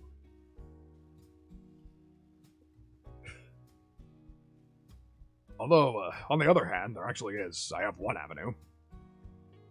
So, I suppose I failed the Don't Mention Neko challenge for the stream, but yeah, Neko has already told me that she wants to fucking do a song with me, and I do want to do one with her. I do eventually want to fucking make a song for her, but that will require time and fucking, I mean, it's time I would gladly set aside for her, but it's, something. It's something that'll happen. Just trust me. Plus, she probably does need to, work on her confidence a bit, because, like, she likes singing, she likes doing karaoke, but, like, I get the feeling if I proposed, hey, let's do a professional song together, she would probably fucking piss herself in fear, but it's always an avenue, you know? Fucking, you know. You never know what the fucking future holds, you know? Things could always happen. Things could blindside you, you know? But I get the feeling, like, so that's a nice thing about the cover song, like, some people have told me before that a possible reason that I don't really have much notoriety in my name yet is because I've mostly done original songs. Not much in the way of songs people know already. Not many covers, so to speak. Although I have a legit reason for that, and that copyright is a bitch. But on the other hand, like, if I do this cover, like, I don't know if this particular song is public domain yet, but I think it's old enough, like, especially if I don't base it off of another cover. I think I can get away with uploading a cover of it. So, yeah, best of both worlds. It's a song people know, a lot of people like, but at the same time, it's also, like, that's exactly what I need. I need to do a song people fucking know and love. So, yeah, let's hope it fucking works out. It's a fun fact, I'm actually almost done with the backing track. Because the way I decided to do it, I actually, it was the sort of song where, if you know the basic chords, you can basically plug it into another, program, apropos of nothing. It's, very convenient, actually. That's a wonder of using tune track products. See, here's the funny thing, like, there's a program called Easy Keys that Tune Track does. The problem is I have an expansion of it that, frankly, kind of sucks. Because it's not a full 88 keys, fucking, doesn't have the full range. It's kind of a pain in the ass to work with, but it was still easier to work with than simply trying to do things from scratch in Reaper. So I actually re-downloaded it for the for the express purpose of actually doing this one song. And it actually worked really well. I actually managed to get it done pretty damn fast. Fucking lucky me. So yeah, if you like fucking solo piano pieces with a low, husky motherfucker singing it on the verge of tears, then you will want to look out for this cover. You will want to be fucking hyped for it. I promise I will put as much work as I can into it. God willing, it will be good. I fucking hope so. But we'll see. Because knowing my luck, it could also possibly be a disaster. But I doubt it. I'm fucking decent enough at music for things to not be that bad, so... Yeah, you better be fucking excited, Saint. So, yeah. Fucking, let's see where things go from there. So, with that, that's just about, fucking kind of everything I wanted to talk about, so, I suppose I'll open the floor to, if anybody else has anything they would want to fucking bring up or ask of me or any of that shit, this is your time. I will grant it to you. As a matter of fact, I think I'll go take one more shot while I await questions. How's that? So, yeah, I'm gonna get up, go get another shot, so if you have anything you want to ask or anything you want to fucking talk about, then fucking bring it up in the chat while I go pour myself another shot. I will be our abyssal. One last time.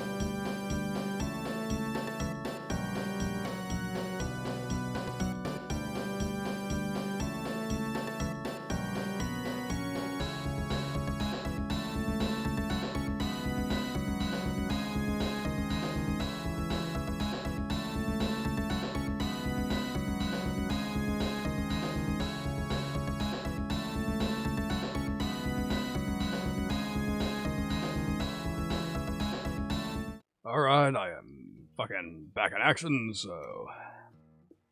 Let's see. Questions. T-Bird asks, when uno?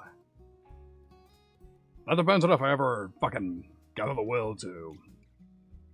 I think I told this to Jack before. Fucking us Meowry kids need to fucking do one of those big-ass crossover collabs. That has to happen at some point, and I suppose Uno would be one of the better ways to do it, but the problem is, fucking, that paid version that Ubisoft does that everybody plays only allows 4 players. So, I guess it depends on whether or not, people are willing to play and or watch one of those fucking browser clones. I mean, I'm down, fucking, but yeah, fucking, you, me, Jack, Kimmy, fucking, Skirter whenever they debut, whoever the fuck else. Hell, Mama's actually working on her own model. Fucking Meowry's gonna be a VTuber herself. We might as well wait till she debuts, but... Whatever the case, fucking, yeah, Meowry Family collab, it fucking has to happen at some point. Whether or not Uno will be the game we play, that remains to be seen. Fucking, yeah. Okay. Saint's first shitty question, music is... time plus harmony. And for the second cover, actually I do, like, on one hand, I do want to write music with vocals, but on the other, I am a fucking terrible lyric writer. I've only ever written one song with lyrics in my life, and it was back in middle school, when I listened to And Justice for All and Death Magnetic, and I thought being edgy was as good as it got as far as being fucking deep. Fucking grimdark shit. Stupid. I still find myself wondering if I have a journal where that was fucking written in around someplace. Shit, I think it is still around someplace. You know what? I'm gonna go look for it. So, pardon the loading screen twice in a row, but this has to happen. So, please excuse me one more time.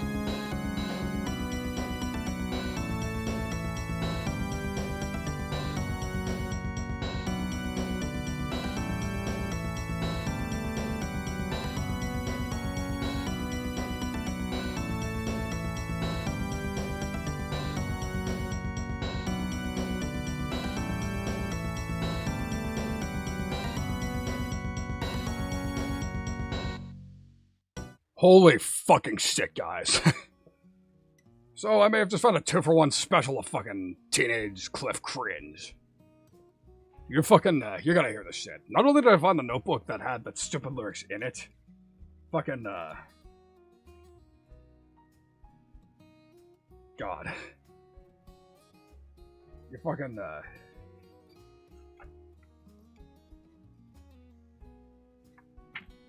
God, fucking, wow, I cannot describe this, like, there was actually 2 notebooks, both of which had fucking stupid-ass edgy lyric ideas in it. Fucking,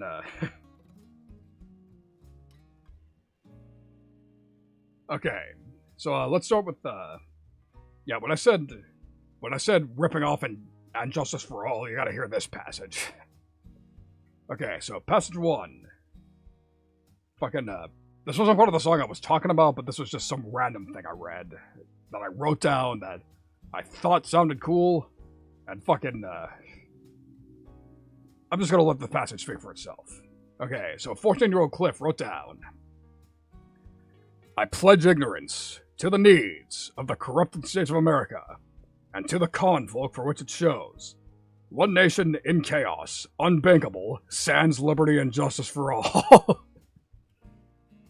Oh my fucking god, that is dumb as fuck.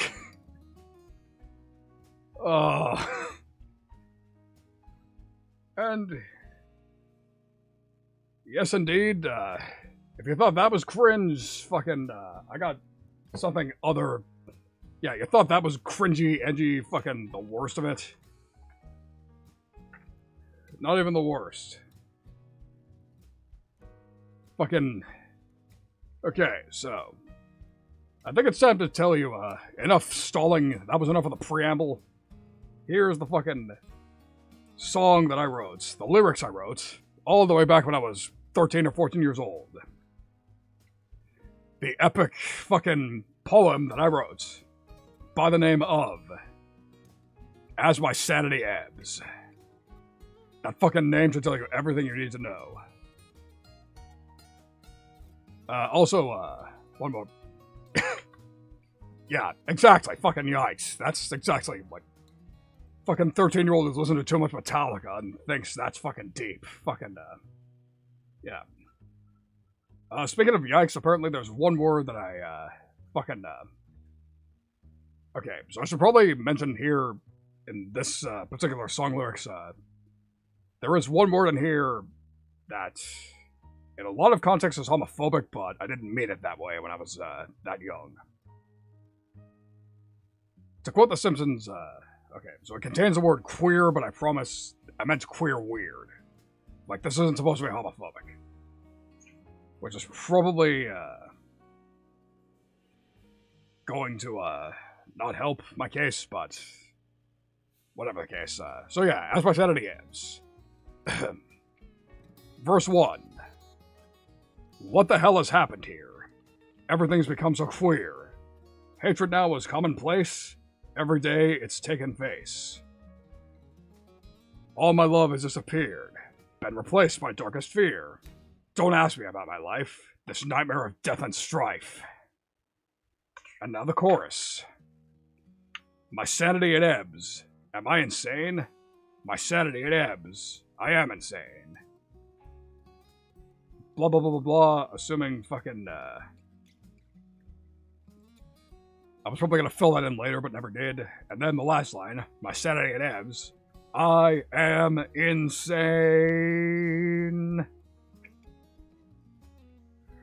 Probably trying to do an Araya scream there, but... Oh, by the way, that was version 2 of the chorus. Here's version 1. Which I threw out because it directly shouted out a Metallica song, but I'll read it anyways. So, chorus version 1. Feel these wounds all nightmare long. Yeah, that totally wouldn't have gotten me sued by Warner Brothers at all. Feel these wounds all nightmare long, victim of a pitiless throng. Into the coffin I now fall, none to hear my desperate calls. Can't escape this bloody web, as my sanity quickly ebbs. Please tell me you're not done of cringe, because there's still 2 more verses to go. This is fucking humiliating.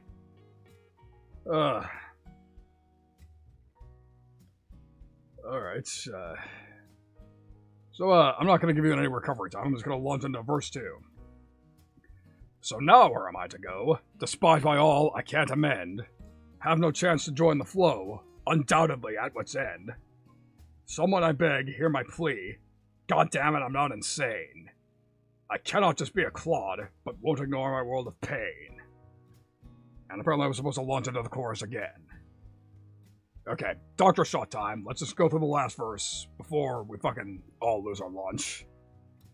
The end is here, my die cast, my escape is here at last. As I climb down into hell, I accept my mental pass. One more chorus and that was the end of it.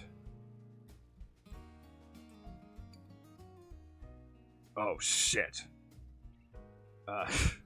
Never mind, apparently there was a couple more second draft verses. Oh, never mind. Oh, now I see what happened. Now I realize the formula. Okay, good to know, Lurksing, but still, I doubt you're going to hear the song in its full form. Yes, there's more. Okay, so apparently the way I formulated the chorus was those 3 lines that I already read were, they were supposed to be different lines depending on what chorus it was. So, let's read it again. Version 1. My sanity at ebbs, am I insane? My sanity at ebbs, I am insane. Rep 1. I'm victimized the whole day through. Nobody cares, not even you. My sanity at ebbs, I am insane. My sanity at ebbs, am I insane? My sanity at ebbs, I am insane. Version 2. I just get lower every day. Why does it have to be this way? My sanity at ebbs, I am insane. And finally, last rep. Let's fucking bring it home so I can put this away forever. My sanity at ebbs, am I insane? My sanity at ebbs, I am insane. Now as I tumble into hell, my worries are simultaneously killed. My sanity at ebbs, I am insane. God damn it, I'm gonna fucking vomit. So, yes. That was apparently my idea of deep-ass thrash metal lyrics. Good fucking lord, that was, humorous in a painful sort of way. So, maybe I could do better than that if I wrote lyrics today, but I fucking seriously doubt it. Okay. So, yeah, you know what? I'm not done punishing myself. I actually saw that there were a couple of other lyric snippets in there. Might as well read them out. Because apparently I'm not done embarrassing myself and spilling spaghetti in front of the world.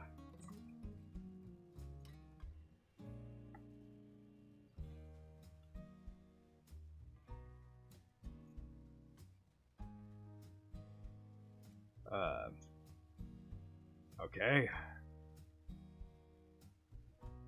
Never mind. These are all,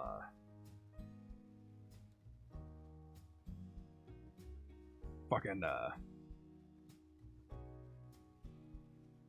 okay, so there were only 2 proper lyric snippets. The rest are all fucking song titles and fucking stupid-ass band names.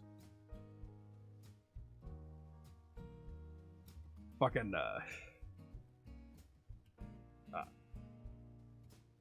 okay. So, I suppose I'll start with the somewhat least cringiest. So I wrote this in high school. This must have been, like, right after I saw one of those stupid-ass PSA videos. Like, you remember those, right? Like, the ones teaching you, oh, hey, don't have underage sex, don't do drugs, otherwise you'll fucking die. Like, those ones, right? You know what I'm talking about? I must have written this, like, there must have been a special that I watched that was based around a fucking heroin. And I know this because I have a song title here called Horseman, specifically written with a caption, heroin song? Oh my god, and even better, I have a spoken word intro written down. This is... Okay, so, spoken word intro to Horseman, respectively. I met this girl. We dated for 2 months. One day she offered me some junk. I didn't see any harm. I thought I wrote it more detailed than that, but that's that. Oh. Wow, that's embarrassing. Fucking, So, apparently this is one of my prospective band names. Exodus of the Minus Humans. Wow, that's a 2-for-1 special of cringe. The band Exodus and the fucking Metallica song Minus Human. That's fucking stupid as fuck. God, this is like a fucking treasure trove of cringe that I found right here.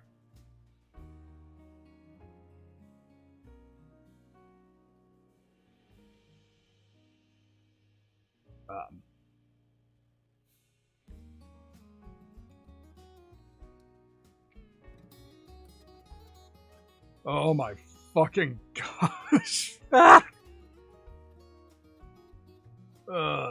This is...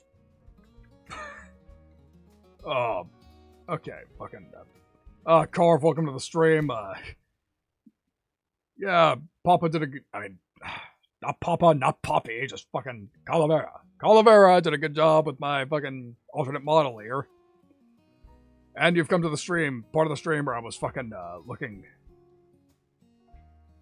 No, it's not that cringeworthy. I'm not gonna nuke the VOD. I mean, fucking, I still watch my old VODs from back when I was in my teacher's uniform, and I'm not cringing that hard at that. Like, it's good to know. Like, it's good to know where you went and how you can improve. Like, just look at stupid shit you wrote when you were younger and like, wow, I've improved. Things are good. I already did and he didn't, so that's that. Anyways, you arrived just after I went over some fucking stupid song lyrics I wrote when I was 14. Trying to be fucking as dark as possible. Fucking, yeah. Zephyriana, welcome to the stream. Yeah. Yes, I did clickbait you. This is just a fucking scuff-ass joke model. Yes, I was calling you Poppy. And you're gonna fucking murder me for it, but that's another matter. Yeah, you know what? I'm gonna read it over again. Okay, so repeated reading. For the people who just arrived. Fucking... So, as I was explaining just now, I was fucking, I had this notebook when I was 14 or 15 years old of fucking prospective song lyrics because I was in my thrash metal phase, fucking dark, edgy, bleak, the fucking stupidest lyrics ever. And I wrote these lyrics as a fucking commemoration of that. Because I was trying to rip off And Justice for All by Metallica. Like, a bleak album that was bleak because I lost a friend. This is lyrics that I wrote bleak for the sake of bleak. It's the fucking stupidest shit ever. So, reading again. As by Saturday Ebbs. By fucking 15-year-old me. What the hell has happened here? Everything's become so queer. Queer weird, not queer gay. That's an important distinction. Hatred now is commonplace. Every day it's taken face. All my love has disappeared, been replaced by darkest fear. Don't ask me about my life, this number of death and strife. That's verse 1. Chorus 1. My Saturday at Ebbs. Am I insane? My Saturday at Ebbs. I am insane. My Saturday at Ebbs. My Saturday at Ebbs. Am I insane? My Saturday at Ebbs. I am insane. I'm vindicated. I'm victimized the whole day through. No one cares, not even you. My Saturday at Ebbs. I am insane. Actually, on second thought, no. You want the rest of it? Watch the VOD. That was verse 1. That's enough of a fucking indication of what I am about. What I was about when I was 15. Right there. There's a preview. Fucking dumbest fucking edgiest shit ever. I will probably not make that an actual song. Unless you absolutely beg me on your hands and knees to do it. And even then it'll take more than one people doing it. Let's put it that way. So fucking, God, you've heard worse?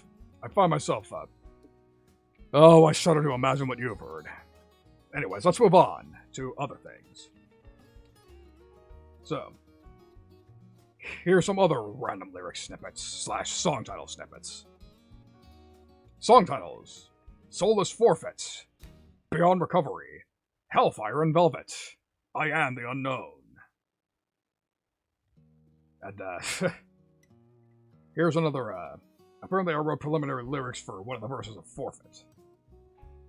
Vindictive are my thoughts for you. You've done too much to earn. And it cuts off there. So apparently I stopped there. That'd be a hell of an April Fool's joke, wouldn't it? Yeah, an April Fool's joke to surpass my fucking Ryan Gosling PNG. How's that? If you don't know what I'm talking about, go to my VOD archive and look up the video, RNGesus Take the Wheel. That was quite the interesting experience. But it was also when I announced that I was actually getting an actual ass live TD made, so swing some roundabouts. Okay, so here's 2 more random lyric snippets. Run, shoot, run for cover. You all think you're gods. I disagree. All bitter, no sweet. Good fucking lord. Oh, and here's the last fucking, well, not the last by any stretch, but Here are some band names that I thought were cool. Pyrotechnician, area random number. Apparently I didn't think of a number yet. Protoplasm, Mass Maniac, and then there's one that is so fucking up I don't even want to say it on Twitch. That is some fucking stupid shit. Like, horrifically politically incorrect. I'm not gonna say that one. And also, 2 album titles. Child's Play. Apparently, I liked that movie when I was younger. Yeah, not that I blame my younger self. That was a pretty good movie. Brad Dourif is a expert performer. And Never Trust the Rich. Yeah, there's a perfect fucking barely politically aware, who just followed me? Foregathers. Welcome to the stream. Foregathers. Thank you for following. Really appreciate that. Fucking kick ass. Thank you. Bad time to follow me, but still. Oh my god, I wrote even more lyrics for Soulless Forfeit. Holy shit. Oh my god, and even worse, it was part of a concept album. Okay, so, Soulless Forfeits. So, oh my god, I've had a faux track listing. Fucking, track 1, Sad Wondering. Track 2, Soulless Forfeit. Hard, Fast, Angry. Track 3, Snuffing. Good fucking lord. Okay, so here's the snippet for Soulless Forfeit. Vindictive are my thoughts for you. A wolf in a sheep's garb. Regardless of the reason why, you're a fucking monster. You shit. Oh, fuck, it's so cringe. I'm gonna fucking be sick. And that's us liquor talking. And here I was worried I was too sober for this, but no. Otherwise, this probably would have gone right back in my closet as soon as I pulled this out.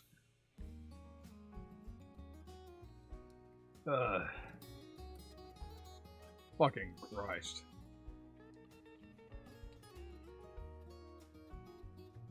And apparently I had a song called Unholy Terror. With a spoken word intro. They think they're saving us. They say they're the way. Oh, as if fucking 14-year-old politics wasn't enough. Here's 14-year-old anti-religion. Jesus Christ. How big is the notebook? Okay, so there's actually 2 notebooks. One is actually rather sizable, the other is actually kind of small. Not that it matters, because both ways, only the first couple of fucking pages are full. Because apparently I had ADD at the time. / these were the only lyrics I could come up with. God oh fucking mighty.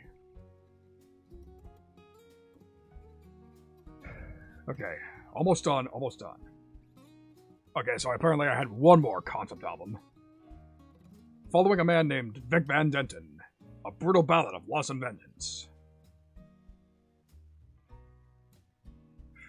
Opening Happy, and then a bunch of other scribbles. Murder, Seeking, and Cannibalism.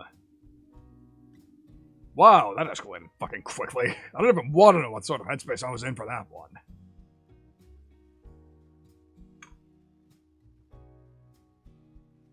Oh, that's fucking pretentious as fuck. Ugh. So apparently this is another song. This fucking song. Oh, Christ almighty. So, okay, so I don't know if how many of you know the song A Tout Le Monde by Megadeth. Apparently I was inspired to make a fucking evil version of that. A fucking spoken word French intro. I really hope there are no French speakers in here, because I don't even want to know what this fucking Google Translate ass passage I wrote in here means. Okay, so, spoken French. Il n'est pas bon. Il n'y a aucun mal de différence dans ce pays. Actually, no, I know what that means now. Nope. Okay, so here's an explanation. When I was 14, I was obsessed with the video game Grand Theft Auto 4. That is a quote from a character who said, and I quote, "There's no good and there's no evil. just shades of fucking gray. That is a French translation of that.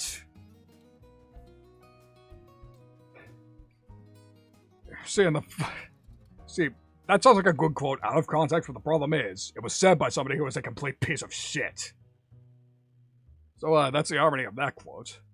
I don't know why I was so obsessed with that for a little while. But yeah. Oh my god, and the worst part is, the French isn't even the cringiest part of that. So, here's the verse that I wrote down for that idea. Good is just opinion, evil isn't real. Why did these two concepts get embraced with zeal? Ugh. Fucking somebody shoot me. Ugh.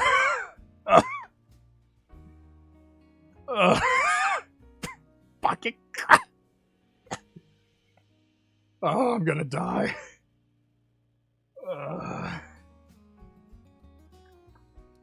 No, it isn't fucking deep. That's what a fucking 14-year-old thinks that fuck. I'm gonna fucking jump out a window. Oh, by the way, that concept article that ended with that concept album that ended with cannibalism, it was called Vindication Chronicle. Or Vindiction Chronicle. Vindiction Chronicle. Oh my. Okay, on the bright side, that's the last that I wrote in that fucking goddamn, That's the last fucking thing that was in that particular notebook. But I'm a glutton for punishment, so let's check the other notebook real quick and see if there's anything I've forgotten here.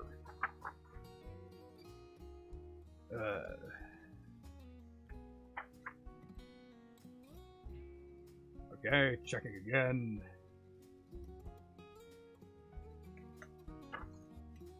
Mercifully not. No, nope, nothing in the other notebook. Just, shit that's so boring that you don't even want to fucking... Not even worth talking about.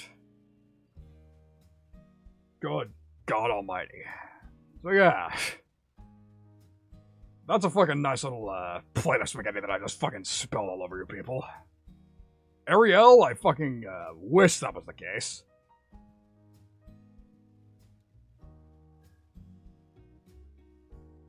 If I was fucking goddamn, mostly into instrumentals, I would probably have saved myself a lot of embarrassment just now. But yeah. Just to reiterate, I was very heavily into And Justice for All by Metallica, and similar bleak, pseudo-politically aware thrash albums. The people who wanted to be taken seriously as artists wanted to seem deeper than they actually were. So, fucking teenage nihilism, teenage anti-religion, teenage fucking political awareness, just the fucking cringiest shit ever. God almighty, I'm glad I'm past this phase of my life. So yeah, that was a long way of answering. I probably won't do song lyrics anytime soon. You want to know why most of the shit I've released so far is instrumental? That's why. There's a reason that if I ever do a song with vocals, it'll be a cover and it will be with another singer. Ariel. Fucking Christ fucking mighty, that was something else. That was... boy fucking howdy. The wonders of fucking youth, especially emo youth.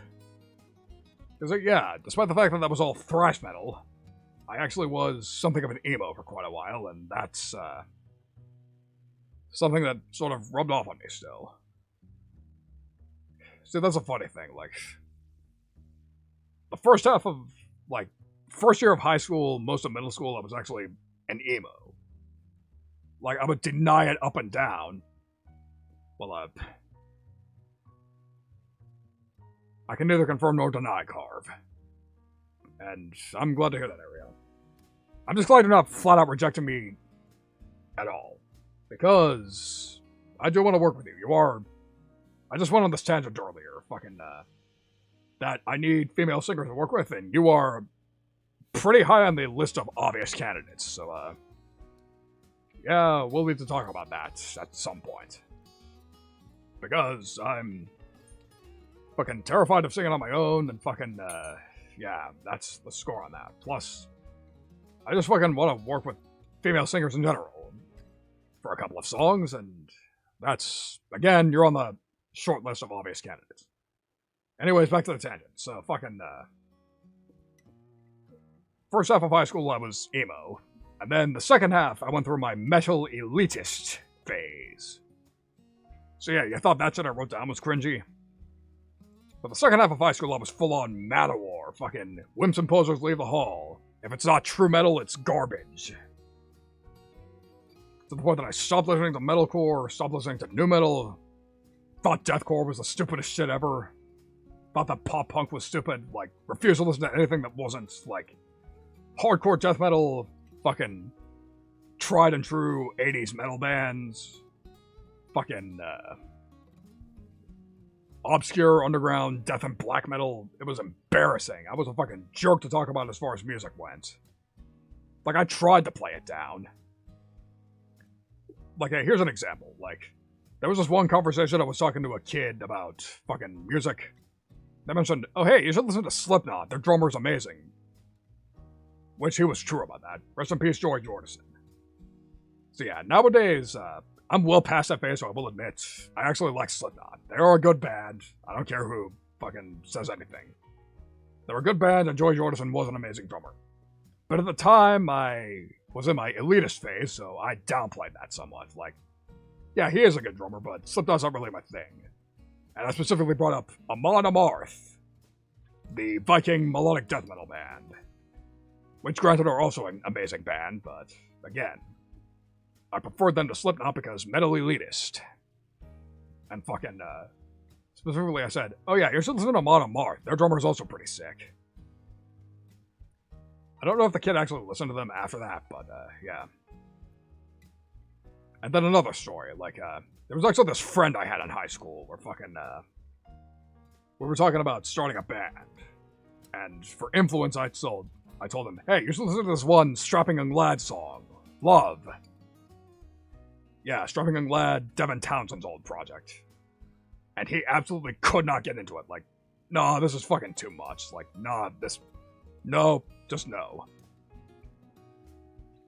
And this is around the same time I gave him shit for listening to Nickelback and enjoying it.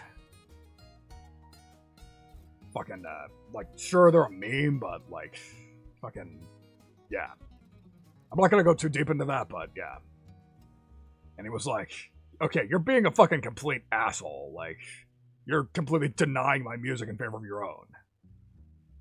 And since I was in my metal elitist phase, I was like, I don't say that as a bad thing. I just know what I like. I know what's real and what's not. What's actual music with soul and what's commercial tripe. I was fucking ridiculous as a teenager. Like, if that lyric tangent wasn't enough to tell you that, then this story should have told you everything. But I would like to reemphasize, mercifully, I am well past this phase of my career. It was fucking embarrassing. And the only reason I would bring it up now is because I am drunk as a motherfucker and doing a Zatsu, which the entire point of these is just to fucking talk about shit, so... yeah. I mean, I suppose I do, but, fucking don't wear yourself out. Like, you're a busy dude. You don't gotta do that for me. To say nothing of the fact that, you know what, never mind. That'll stay a secret for now. But yeah, like... that's fair, Jack. And, on that subject, I suppose I will admit, Photograph is a guilty pleasure of mine. Like, stupid catchy, fucking, like... There's a reason that shit sold millions of fucking singles and records, like... It's just digestible, it's fucking catchy, like... Say what you will about the commercial industry, but even then... Like, they know how to make a good song, and that's the reason that they hook a lot of people. Granted, they've stopped doing even that. If you listen to the fucking top 40... Stupid fucking techno auto-tune pop, like... That crosses a line. But still. I'm well past my elitist phase, but I still draw the line at top 40. Like, fuck that shit. But yeah. I guess that's a long way of saying, Nickelback, there's worse out there than them. But, yeah. Music is complicated. Like, there really aren't that many legitimately bad fucking songs on there. Which, funny enough, I actually did watch a video by somebody that I actually forgot was an influence of mine. Like, I remember there was this one songwriting streamer I brought up, the Bach variations. Prime, inversion, retrograde, and retrograde inversion. And I could not remember for the life of me where I learned that, and then I remembered. It was from a YouTube channel called Shred, run by a guy called Shredmaster Scott. He is the man who taught me that system, and it served me very well in my songwriting. And he released a video pretty recently on the worst songs ever made. And those songs were truly, like, that was some real bottom tier shit. Like, if you look up Shred Worst Songs Ever Made, you'll find the video, but yeah. Granted, he went after a lot of low-hanging fruit, so to speak. Like, obviously, Friday by Rebecca Black, that one song that was basically an ad for Panda Express. The Shags, like, that sort of shit. Like, the sort of thing that most people would call objectively pretty bad, but even then. Like, that's the sort of thing, like, that's a low bar to jump over, so to say. Like, if you'd rather listen to any of that shit than Nickelback, then that says a lot about you. Either that or you have a lot of fortitude, but either way.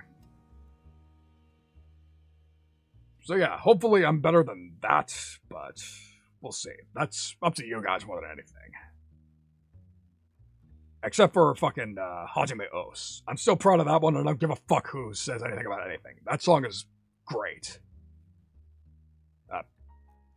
Wow, Jack, I didn't know that. I mean, granted, it's been 10 years, so she's had a lot of time to reflect on that.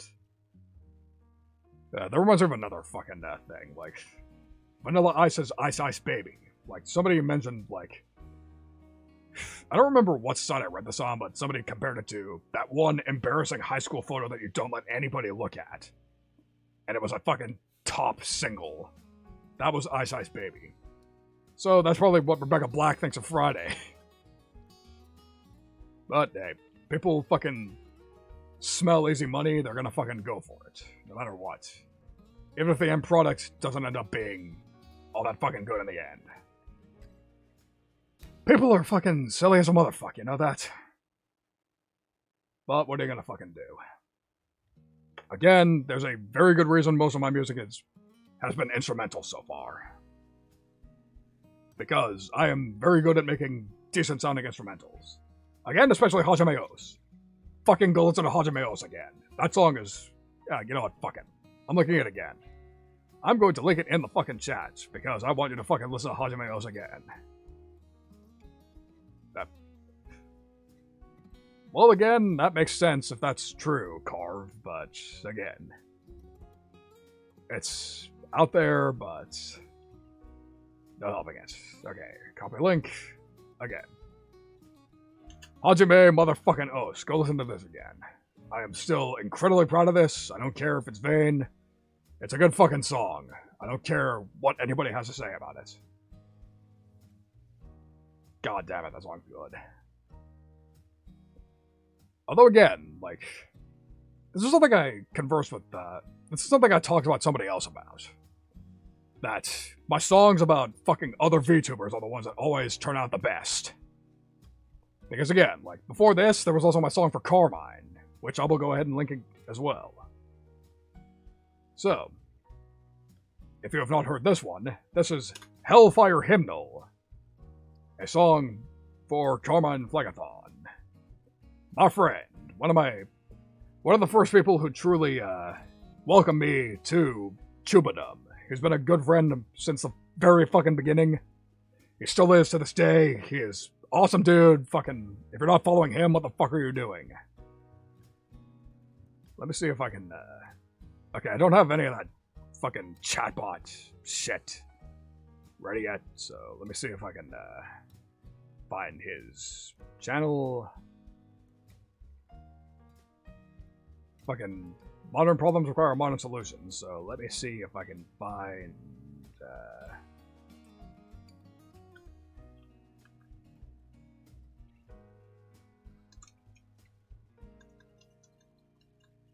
this is gonna be a pain in my fucking ass, isn't it? Okay. Excuse me, I'm looking. Where the fuck is it? Where is that motherfucker? Yeah, that's the whole reason I was looking for it myself, because I'm still trying to figure out how the fucking, how to get rid of that stupid bot. I appreciate the attempted assistance. It was not your fault. Fucking, yeah. Sorry.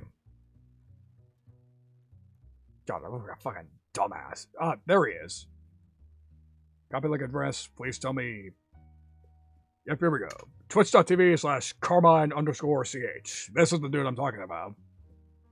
I love this motherfucker. He is a good fucking dude. You should fucking watch him, subscribe to him, follow him on Twitter, all that shit. He's a fucking good ass dude. Okay, good to know, Carv. I will try to fix that as soon as I can. But in any case, yeah. Although there is one major exception to that. So again, usually the songs I make for other VTubers are pretty good. But there is one exception to that, but not for the reason that it's a bad song. So, who in here knows the wonderful Meat's Cave? Meat's Cave. Meat, the cave woman VTuber. She is a fantastic fucking streamer who just hit 1,000. Yes, I know, I'm inarticulate, Zeph. I'm sorry, I've had like 5 shots of Jack and vodka, so you'll have to excuse me if I'm not at the top of my game as far as speaking skills goes, but yeah. Sorry, I'm sorry. There's a reason I tag my stream as mature audiences only. If you're a child, fuck off. I don't want to deal with you. Too much stress for too little reward. What was I talking about again? Oh yeah. So yeah, Meat's Cave. Yeah, you know what? I'll shout her out too. So yeah. Yeah, Ariel, she probably is. So yeah, Ariel meet Zephyriana. Zephyriana meet Ariel. You will get along just fucking fine. You are both fucking great female metal V singers. You will fucking go real far together. We should make a fucking group. But we can discuss that later. Because at the moment, I'm still busy shilling people. Fucking, where was I? Okay. What am I doing? Yes, indeed. Oh, she's even live as well. Oh dear. Go back. There we go. Okay. Yes, YouTube will get, well. Okay, Meat's Cave. This is the woman I was trying to talk about a second ago. Oh, fuck yeah, I got a free... Somebody gifted me a sub of Karagi. Fuck yeah. So, Karagi's awesome, but she's irrelevant to the story I'm telling. So yeah. Meat's Cave. She recently hit 1,000 Twitch followers, and I was asked to contribute to a Kudo board, which is a board for special occasions. If somebody is doing really well for themselves, then, if somebody did something really amazing, then you fucking make a Kudo board for them, like one of those message boards. And I was asked to contribute to one for Meat for 1,000 followers. So, I did what I do best, which is make a song for her. But here's the problem. I wrote her a fucking arrangement of Happy Birthday, despite the fact that it's not even close to her fucking birthday. So yeah, that was a pretty humiliating moment when I realized, man, she's gonna love the song. Oh, fuck my life. I wrote her a birthday song for 1,000 fucking followers. I'm gonna jump off the roof of my house. Yeah. No good deed goes unpunished, apparently. And yeah, sure, everybody liked it. Everybody had a sense of humor about it. Like, everybody liked the song, but still. I wrote her a fucking happy birthday song for fucking 1,000 followers. I don't even know when that woman's birthday is. I'm a fucking idiot. But again, I have somewhat of a valid excuse.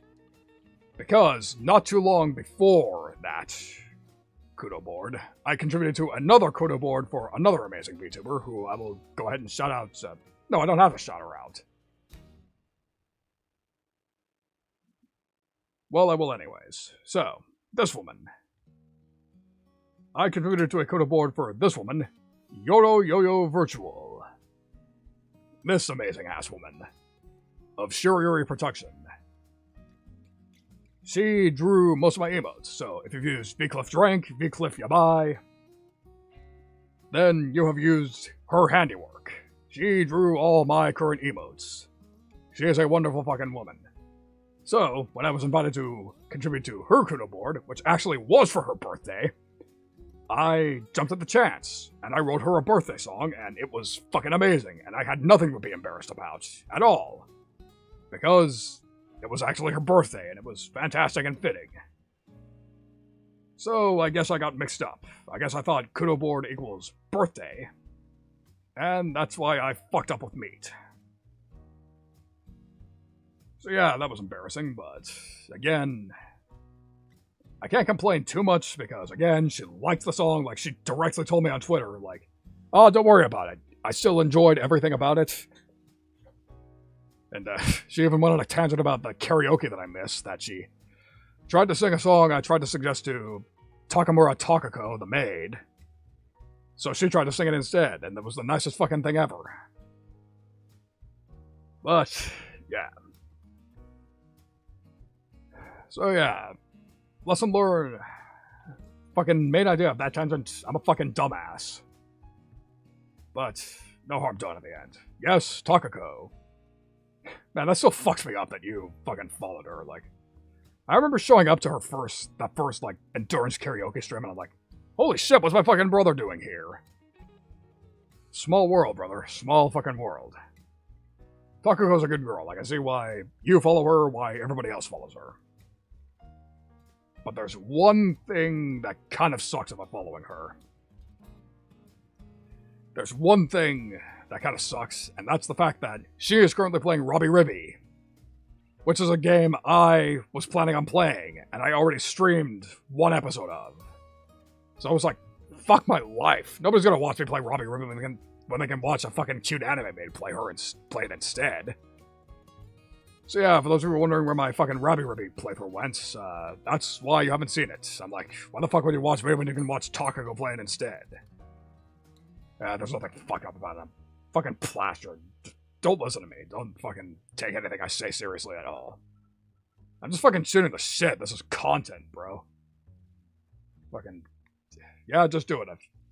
If I had a fucking dollar for every time I heard that, I wouldn't have to rely on my teacher's income. Yeah, there's a lot of things I gotta fucking just do as a VTuber.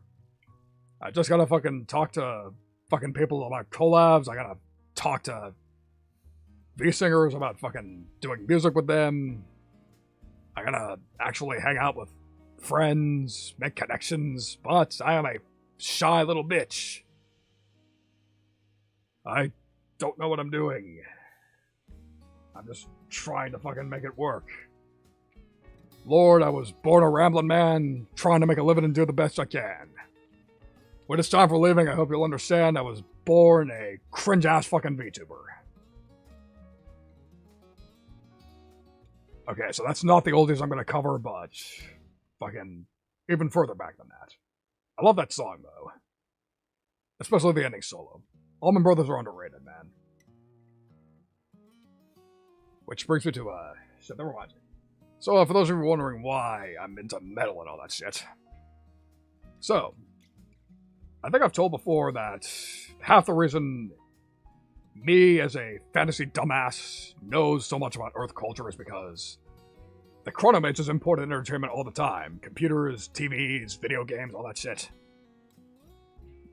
One of the first games I played besides Melee that really clicked with me was an obscure little fad rhythm game by the name of Guitar Hero. That will probably not shock any of you to know. Yes, indeed. Guitar Hero. That is the entire reason I'm into metal. That is the entire reason I wanted to be a rock star. That's fucking why I have the taste in music I do. So many bands that I discovered through them, fucking, stuck with me to this day. Fucking Metallica, Megadeth, Avenged Sevenfold, all the way down to Allman Brothers, Thin Lizzy, fucking, all the old bands, all the newish bands, all the bands in between. That fucking game series introduced me to a bunch of amazing fucking shit. So, yeah. That's, yeah, Guitar Hero. As a matter of fact, it actually did make me want to move on to real guitar. Which didn't last very long, but even then, like, I still have fucking, yeah, exactly, it's a fantastic way to get into rock. Like, that reminds me, like, I've actually wanted to get into fucking electronic music for the longest time, and I actually don't know how. Now that you mentioned it, that would probably be a good way to do it, like, find some random rhythm game and just go from there. Because the thing is, like, I think I've mentioned before that electronic is far and away the hardest kind of music for me to wrap my head around. It's the one kind of music I can't plausibly fucking make besides jazz. For the main reason that I don't know what the hell I'm doing with synthesizers, but on the other hand, I also don't know anything about it. Like, I can't distinguish the subgenres from each other. I can't fucking, really, tell the difference between any of the artists. It's embarrassing. And I need to fix that, but I don't know how. Fucking, yeah, Osu's an obvious one, but the thing is, like, that's unofficial, so... The setlist would be what I make of it. Like, I was talking more the quote-unquote, like, AAA official ones, like DDR or fucking, Beatmania or something like that. Something with an actual sort of licensed kind of soundtrack. Not that it would help with the subgenre thing, but I suppose I can get to that when I get to that, because I guess this is a good time to mention that. For those of you looking to get into metal, don't fucking worry about subgenres. Most of us don't. Unless you're talking to the metal elitists, but we've already talked about how fucking deplorable they are. I said, no, I was one of them. Doesn't matter if it's death metal, thrash metal. Doesn't matter. If it's good, it's fucking good. It's good fucking metal. I'm not sure if that's the exact mindset electronic makes. If it does, that would be helpful. But at the same time, I have to know those various subgenres, otherwise I won't be able to know how to fucking write in them. So, I guess that's something I gotta keep in mind. I don't know. I say music is easier than to give it credit for, and it is at the bare basics, but when you get into the weeds, it's actually kind of mind-bending, I'm not gonna lie. Easy to learn, hard to master, just like everything else worth doing in life. Like, any idiot can pick up a fucking table saw and start making wood sculptures, but if you want to fucking sculpt people, that's gonna take a lot of practice. Same principle with music. It is what it fucking is. What are you gonna do? Alright. So, yeah. I need another shot. I'll be right back. If anybody else has any conversation topics I want to ask me about, just drop them in the chat while I'm away. I'll be right back. I think I'm gonna switch back to Jack for this one.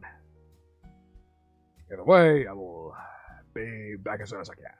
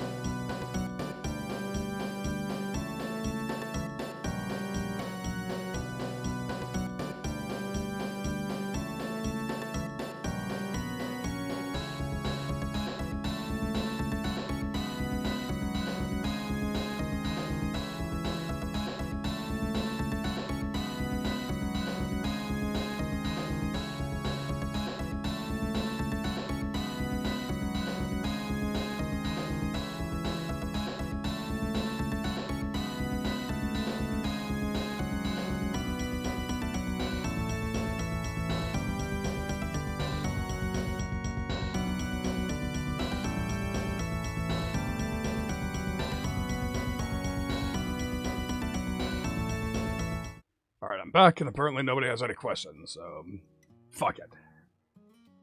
I'll think of one last, fucking random ass tangent. You wanna know something that's kind of a pain in the ass? So yeah, this loops back into me being a shy little bitch about asking for collabs. There's another thing. I need some more artwork done. I need to be drawn. I need more promotional art. Because you may have noticed, I fucking never do schedules. Half the reason for that is because I don't want to commit to anything. My life is a bit unpredictable at the moment. But the other reason is I do not have enough art to place on my schedule. Plus, I don't really, none of the freely available templates, really have anything, I'm not really filling any of the free templates is the problem, is another problem I have.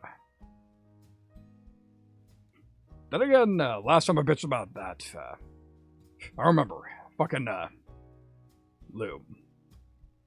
Funny you mentioned that, White Mage, that's all of the reason I'm whining about needing more art, because I actually do not have a ref sheet. I wanted to have one made. But, obviously the first person I've asked. The first person I'd asked was my mama. The problem is, my mama's a top-tier artist. She pays top-tier prices. If I wanted a proper model sheet like a lot of other people have, that would have cost me fucking hundreds of dollars. Hundreds of dollars that I cannot afford to fucking spend. So I may have to look for somebody else to do it. But, again, shy little bitch. Plus, looking for artists is a fucking pain in the ass. Especially artists who specialize in men. That's something that fucking sucks about being a male VTuber. Like, a male VTuber is into cool shit.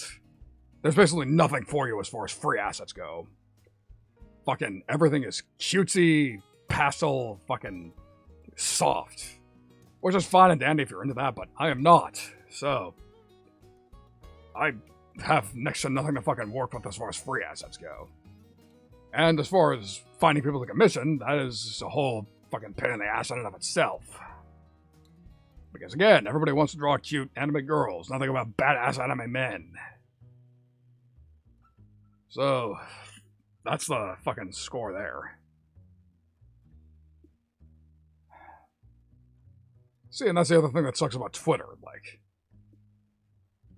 even before the fucking bots who fucking, scam bots who come to fucking feed on your carcass as soon as you make the mistake of adding commission to your tweet, even before then, it was a complete pain in the ass looking for artists to fucking commission, because, like, it's hard to tell, man, like, you can never tell who's actually gonna fucking be able to work for you and who's going to, like, who's actually going to be up to your, like, who's going to actually fit your style, who's going to be within your budget. Like, it's a fucking pain in the ass, dude. Like, sitting and thinking of the fact, like, I will admit that I'm naturally kind of a cheapskate. Like, my proper live 2D model is easily the fucking, like, that's easily the most I've splurged on anything in my life. Far and away. Besides one guitar that I bought after my first job. Yeah, Jack, you know all about that. Shit's fucking annoying. As a matter of fact, I went out of my way, like, you don't even have to say commission directly, like, if you just say, hey, I'm looking for somebody to do art for me, like clockwork, one of those fucking spam bots, like, an attractive woman with a fucking copy-paste fucking DM, like, copy-paste bio template, they'll fucking show up, say, hey, I can do that for you, and fucking, it's irritating as fuck. And sure, there's that one fucking, Google Doc full of resources, but even then, same problem. Everybody wants to draw fucking girly shit. Which again, is fine and dandy, but I am a masculine motherfucker. That's not gonna work for me. So, that's an issue that I don't know how to solve.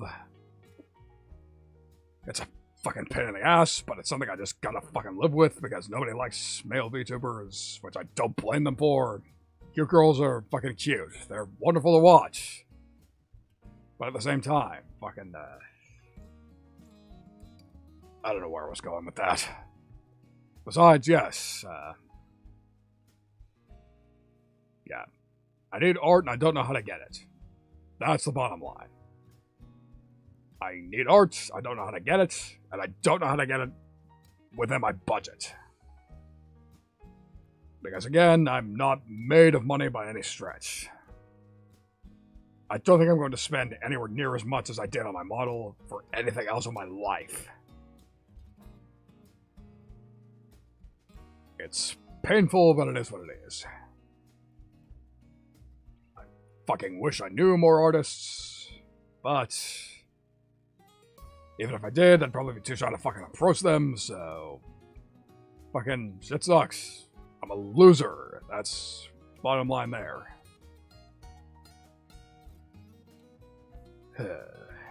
Well, that was a bit of a down note.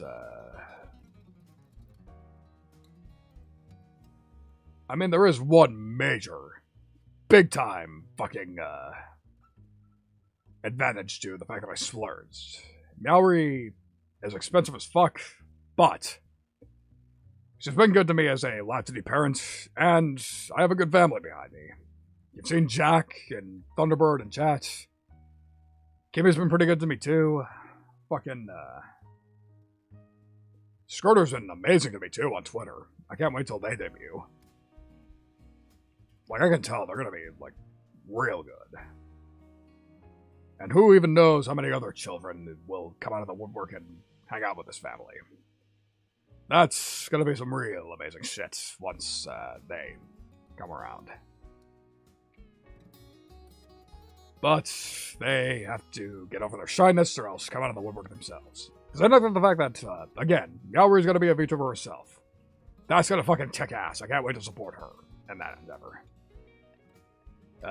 Yeah, exactly, T-Bird. Our mother is a big woman. She has a lot of children. And that's fine and dandy. She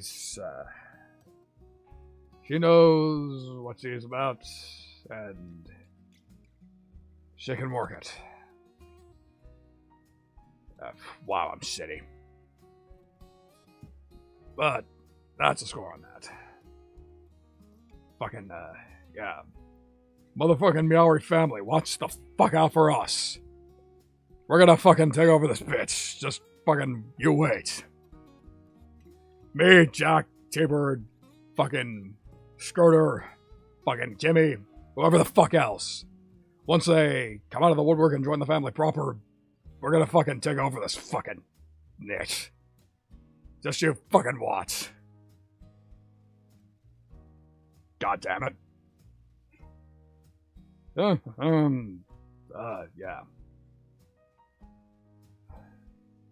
Fucking strength in numbers, that's what's up.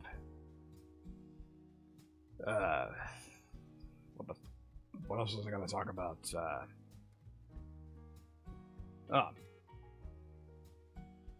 Oh yeah, funnily enough, so I might as well give you a little behind the scenes of somebody else. So I've mentioned Neko before. Neko Kamiyama, Neko Rin, the Oshi that I will never shut the fuck up about. If she knew a rigger, there's a very good chance she could have joined our family as well. Yeah, imagine that. Neko as part of the Maori family. Would have been fitting, but unfortunately, she needed somebody who could do both art and rigging, so she decided to go with somebody else.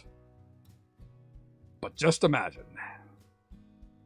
Yeah, that's goddamn right, Jack. We are gonna fucking take this shit over. Just fucking watch it. Fucking watch yourselves. Watch us. Which reminds me of another funny little tangent. Funnily enough, so I met Nekarine through this other VTuber by the name of, Kitanya Nyanta. I'm sure At least a few of you have heard of her. If not, I will grab you the fucking link. She's probably still live. And as a matter of fact, she is, so... On Twitch, she's known as Kitanya, but her full name is Kitanya Nyanta. She used to go by another name, but she would probably rather I not bring it up. But there was actually a time before my final rig. Okay, stupid phrase. Resting drunk face, sorry. But yeah. Before I got my rig from my current papa, Tobak. Tobak was taking a little while to get to me.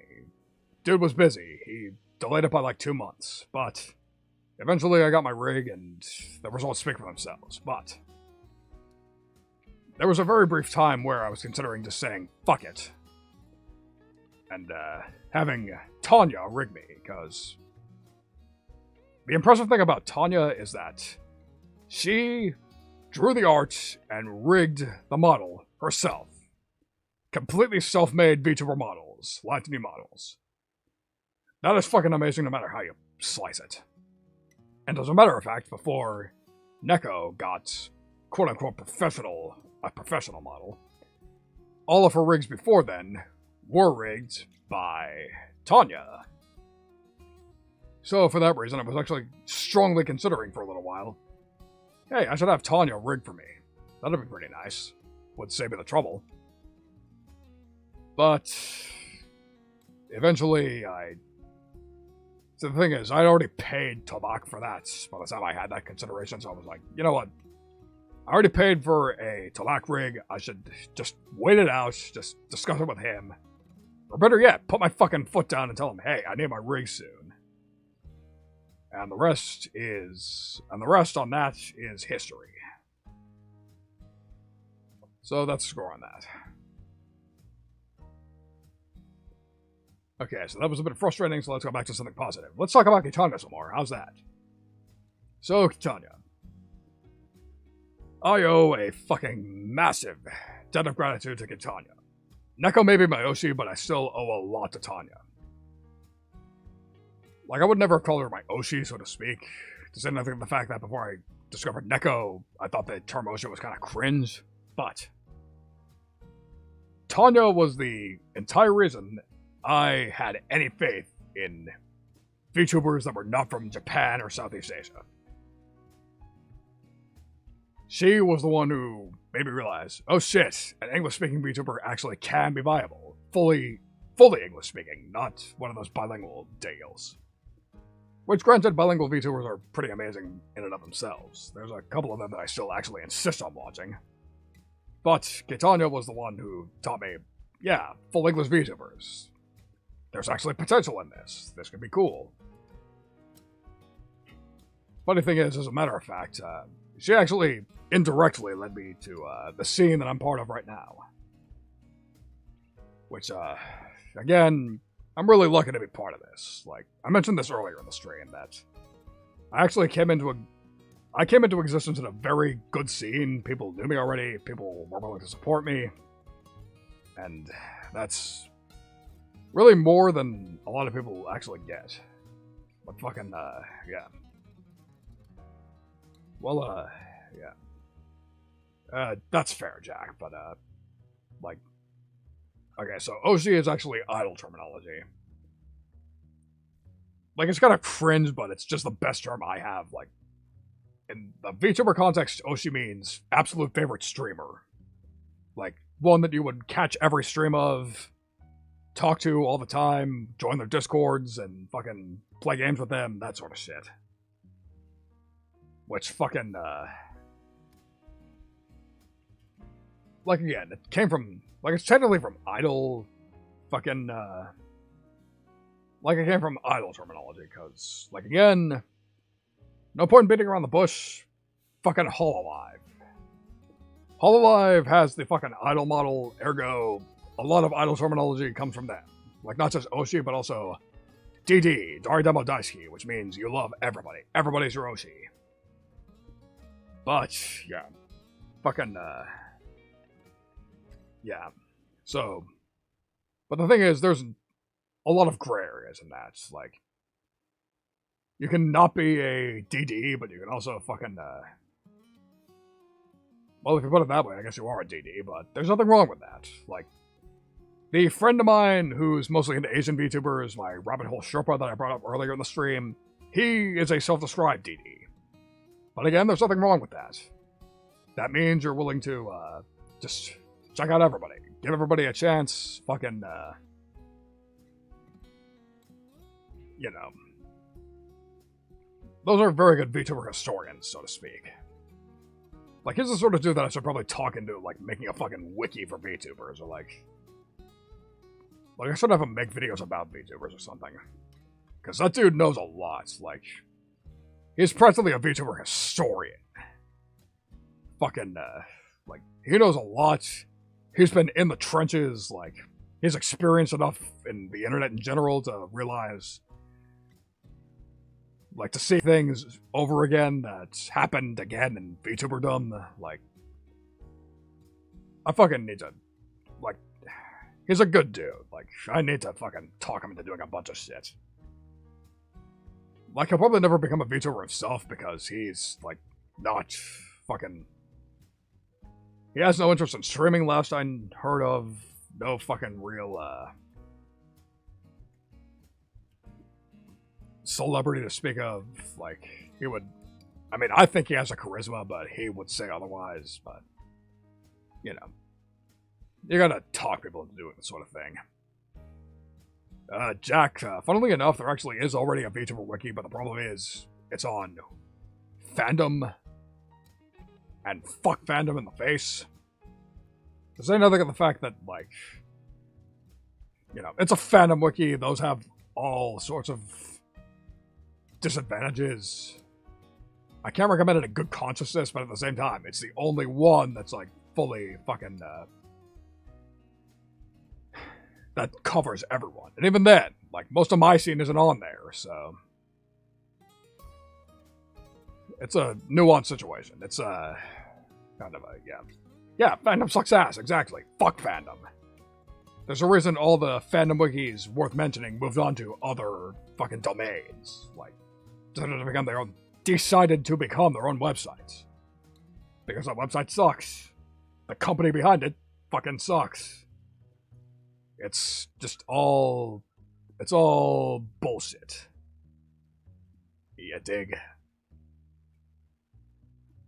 But, yeah, that's the story on that. But, yeah, that's, So, yeah, while I'm on my... I might as well go back to my shilling spree somewhat. So, yeah. Kitanya, you already know about. Neko, I won't shut the fuck up about, but... I suppose I might as well talk about a couple of my second-string Oshis, so to speak. People who would be my Oshis if Neko didn't exist. Let's put it that way. And I think if I was going to discuss that, I think the first person I need to talk about is Aripi. Aripi, whatever however you pronounce that. Whatever the case, all I know is that she is an amazing streamer, amazing friend. This woman right here, Aripi, the alien VTuber. So her specialty is she plays a lot of retro games, but also does a lot of reading streams, specializing in sci-fi mostly, as you would expect for an alien. But she's just such a sweet person, such an amazing streamer. Comfy. Like, that's sort of a cliched word to describe a lot of streamers, but comfy is the main term I would use to describe her. She is fucking great. Please check her out when you have the chance. She is amazing. Please just give her a chance. It will be worth your while. And I wish I had a better segue to the next second string Oshi, but I do not. In fact, as a matter of fact, if I was still talking about my emote artist, Yodo, I would probably have a better segue for it, but these things happen. So, here's my other second string Oshi. Nyaru. Nyan Nyan Yaru. This is another fucking amazing woman. She is pretty much one of the closer... Well, not exactly. She calls herself the failed idol. But as far as I'm concerned, she's an idol. She says she's an idol, she's a fucking idol. She may not behave like one, but... Who fucking wrote the book on that? Fucking... She says she's an idol, she's a fucking idol. Like, she has the charisma, she has the fucking kindness. She's been wonderful to me. Like, she's fucking... She showed up to my debut. She fucking shouts me out every chance she gets. She's always happy to fucking see me. Like, Nara's... Yeah, she's great. She's fucking amazing. And I will fucking shill her to the moon and back. And again, much like a Rippy, if Neko didn't exist, she would be my Oshi. Like, it's not sort of... Like, it's really not exactly fair to compare streamers like this, because, like, everybody has something to offer, but... Like, they really do have an honest hierarchy. First place, Neko. Second place, Rippy. Third place, Naruto. But the thing is, they're all amazing streamers. And the thing is, like, if one doesn't suit you, another might. You have to check them all out. Like, you have to pop in on one of their streams, check out their clips. Like, if one doesn't suit you, the others will. Although I will give you one criterion. Like, if you're more into Seiso streamers, like, if you're into Seiso streamers, first of all, what the hell are you doing on this stream? But second of all, if you're into more Seiso girls, then Arippy's your girl. Arippy is pure, friendly, cute. She's honestly more of an idol than Naru is most of the time, but even still. If you're more into performers, people who will always be pleased to see you, then you should check out Naru. But if you're a real man of culture, you will watch Neko. Okay, so that's, I think that's my shilling spree done. I think I've shilled everybody and... pardon me. Getting the hiccups, the shot's hitting me. But yeah, fucking, I think I've shilled every VTuber in this chat so far. Okay, Jack, T-Bird, Ariel, I would still carve if I have watched him yet, but I have not, because I am fucking lame. He's probably a good VTuber, but I am a dumbass, I wouldn't know. In any case, yeah. Then again, in a sense, I sort of envy people who can't choose, like, can't choose between several OCs, as opposed to having one that they're known for having. Because there's one major disadvantage to having Neko as an Oshi, and having that, like there's one sort of major problem with that, and that is that, to a lot of people, the fact that Neko is my Oshi is all they know about me. Like, they don't listen to my music, they don't come to my streams, but they know, oh hey, that's a guy whose Oshi is Neko. Which is, in a lot of senses, fine, because I love that woman and I want to support her in any way I can, but at the same time, like, I still am my own streamer, so I have to be fucking up somehow if that's how a lot of people know me, so. As for how to fix that, fucking, I don't know besides shutting up about Neko, which I try to do, but then, like, sometimes the conversation just naturally fucking goes there, so. It's a fucking catch-22, so. It's like, what are you gonna do? Although that said, I do want to branch out. Like, I still do need to check out more VTubers in general. Because the thing is, like, even within my scene, like, there are a lot of people roughly in my circle who I have never watched, simply because either I don't have the time, they stream at shitty times for me, they stream as I'm fucking waking up. Like, there's a mountain of excuses for that. As terrible as it is, but that's just how it fucking goes sometimes. I'm sure there's a way to fix it, but I'm not entirely sure. Maybe I'll find a way eventually. But I Do not know. So that's a score on that. So, fucking... I don't fucking know, dude. This fucking VTuber shit has a...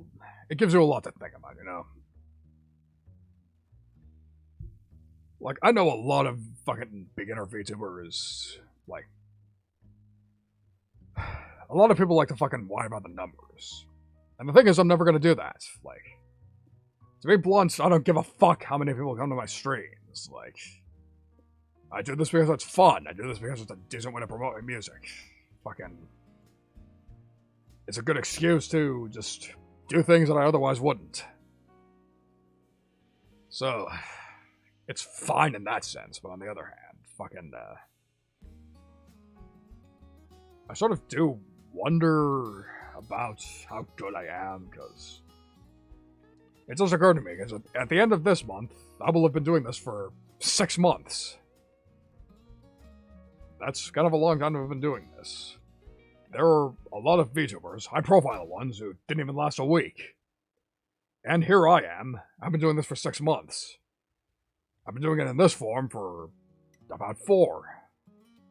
I'm doing it moving for 1. Fucking shit's crazy. Time goes fucking fast.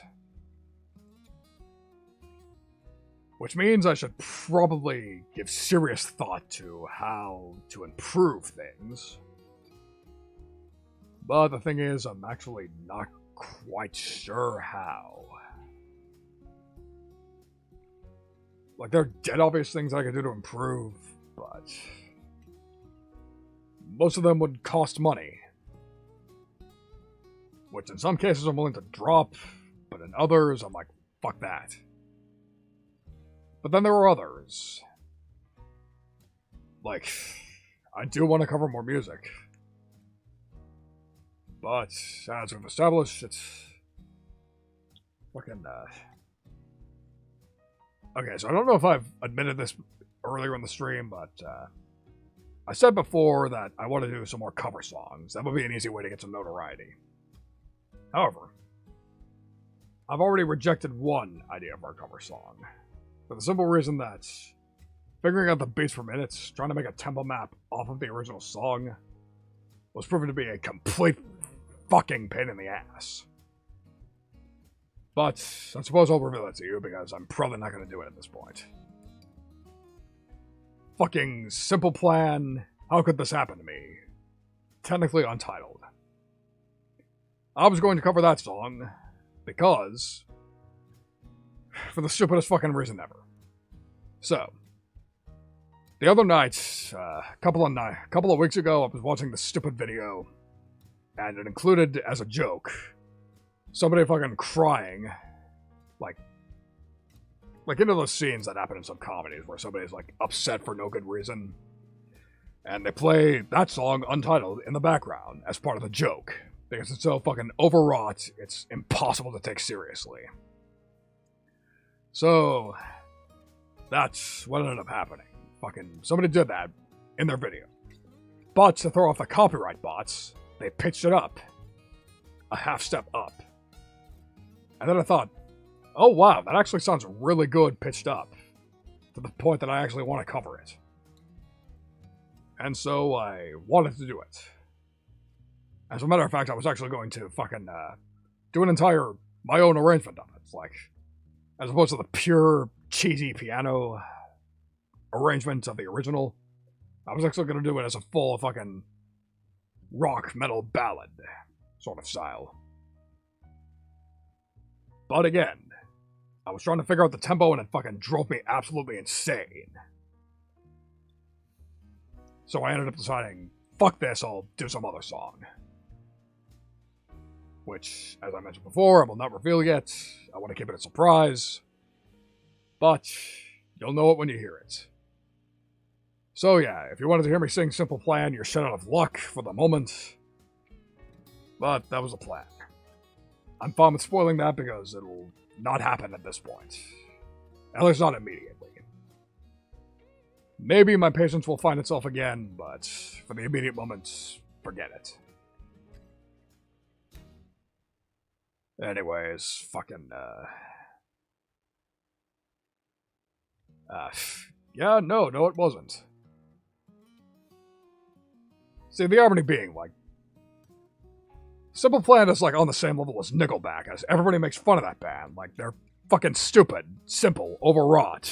Like, they've sold 1 million records, but nobody you know owns one. And that song is impossible to take seriously as a fucking meme. But it's actually kind of catchy if you listen to it. But then I tried to fucking tempo map it, and it's like, what the fuck? So the only fucking possible solution I can think of is that they did an old school style where they didn't follow a metronome. The beat per minute probably changed every measure. But again, like, for a meme, it's not worth that much fucking effort. Like, I'm doing Simple Plan, not Dream Theater. I shouldn't have to map out the tempo every fucking measure. That's ridiculous. So yeah, that's a lot of the reason why I didn't do it. If I gather the will to, like, learn it by ear and make my own backing track that's at a consistent tempo, maybe I'll do it, but for the immediate moment, it's fucking not worth the effort. So you will hear a completely different song instead. That is significantly easier to take easy. I mean, significantly easier to take seriously. That's what I meant. Mostly because it's a lot older than the Simple Plan song. But, yeah. Future plans. Yeah, that's actually my way too, but again, I'm at the point where I can't justify that sort of effort, is the thing. But never say never, you know. Maybe I'll grind to the point where I can actually confidently make a backing track, but we'll see. Would be nice, but for the immediate moment, pardon me, for the immediate moment, we'll see. So, yeah, that's basically my future plans. That said, before the cover, I still have one more music stream to do. I still plan on doing that Scuff Orchestra writing stream. Because the last songwriting stream I did, the last DAW stream I did, I actually put up a poll. And it came in second place, next to drum mixing. And that stream's already happened. The VOD is up on my YouTube VOD archive. Which is within my link dump page that I just made yesterday. I can't tell if it's more convenient or not, but it is what it is. Fucking shit's hard to think about. I don't know about this fucking social media shit, man. I just want to fucking make music and play games and have people watch them. This grind is ridiculous. Shit's weird. But, yeah. Alright, so with that, I think it's about time we set our good nights, because I just realized it's half to midnight. 30 minutes to midnight. The hands of glitter and doom. I say that as if I've listened to Iron Maiden in the last 2 years, but no. So, a fun fact, I used to love Iron Maiden, and somewhere deep in my mind I still do, but the problem is, I haven't listened to them in 2 years. I'm sort of boycotting them because of their lawsuit against the game now known as Ion Fury. Ion Maiden. What's its original name, but Iron Maiden decided to fucking sue them because they decided to fucking do the stereotypical Metallica thing of, like, suing anybody who is even remotely similar to it. That was fucked up. Yes, exactly. Lame as fuck, it was stupid. And I thought Iron Maiden was better than that, but no. It was shit. That's the reason, as far as new wave of British heavy metal bands go, I tend to prefer to shield Judas Priest. Judas Priest was always better. Painkiller is infinitely better than any of fucking, yeah. Whatever. Fuck Iron Maiden, they deserve to live in the past. Then I could say that about a lot of the older bands who fucking DMCA everybody who even so much as mentions them. The bands who want to fucking do things as if it was the past can stay in the past and get forgotten about. You fucking insist on people going out to buy a fucking record, like, that's not how it works anymore. Either fucking adapt or fucking die. But yeah, Judas Priest is an amazing band. Painkiller. Painkiller is one of the best albums ever made, and nobody can ever change my mind on that. That is a fucking amazing album. Not exactly a controversial statement, but I stand by it still. Because it's the fucking truth. But yeah. But no, seriously, it's time for us to say goodbye. This was a nice little chat I had with you. Yeah. Oh shit, I forgot about that. Wow. I guess I need to watch that self-intro again, but yes. So, yeah. Anyways, that's what's going on that. We're saying goodnight. I'm calling it here. Thank you all very much for coming to hang out with my new model, beautiful new model, which, after tonight, here's something I forgot to mention. After this stream, obviously this is not going to be my main model that I'm going to stream with, but this will be a redeem. I don't know for how much, but if you want to see this model again, you will have to redeem some amount of points. I'm not sure which. I'll have to think about it. But either way, thank you all for coming. Fucking, I look forward to seeing you again in my regular attire. If you want to see this again, I implore you to lurk in my streams at the very least. Like, it's what I do. Like, if I have a stream I want to support, I just fucking keep the tab open. I fucking, like, get an add-on for your browser that allows you to mute a tab by itself. I think Firefox fucking has it built in. In Chrome, I know you need an add-on. Just look up Chrome mute tab and you should find an add-on exactly like it. But either way, if you want the points, just lurk in my streams. That's all you gotta do. I will bring it back if somebody dumps enough points into me. But, yeah. Again, we have come to the end of the stream, so I believe it's time for us to pick our customary raid targets. So, we've got Kitanya still on somehow. Dumpling Shirora, I've raided already. Meat, I've raided. Let's scroll back up. Charlotte, Miwa, Power Nelson, my sister Kimmy, Halbernock, Karagi I've raided, Picky I've raided, you know what, okay, Power Nelson's the one I've heard, so we're going to raid Power fucking Nelson, the legendary superhero. Let's go say hello to Power Nelson. Alright, so, again, thank you all for coming. See you in my next stream, in which I will be running a scuff-ass orchestral piece. Trying to apply what I learned in that one video. Thank you very much. Good night. And let's go say hello to Power Nelson. Good fucking bye. Thank you, Kamayana. I didn't get to say hello to you. Last minute lurker coming out of the woodwork. Thank you again. But no, seriously, good night. Goodbye. Let's go say hello to Mr. Nelson.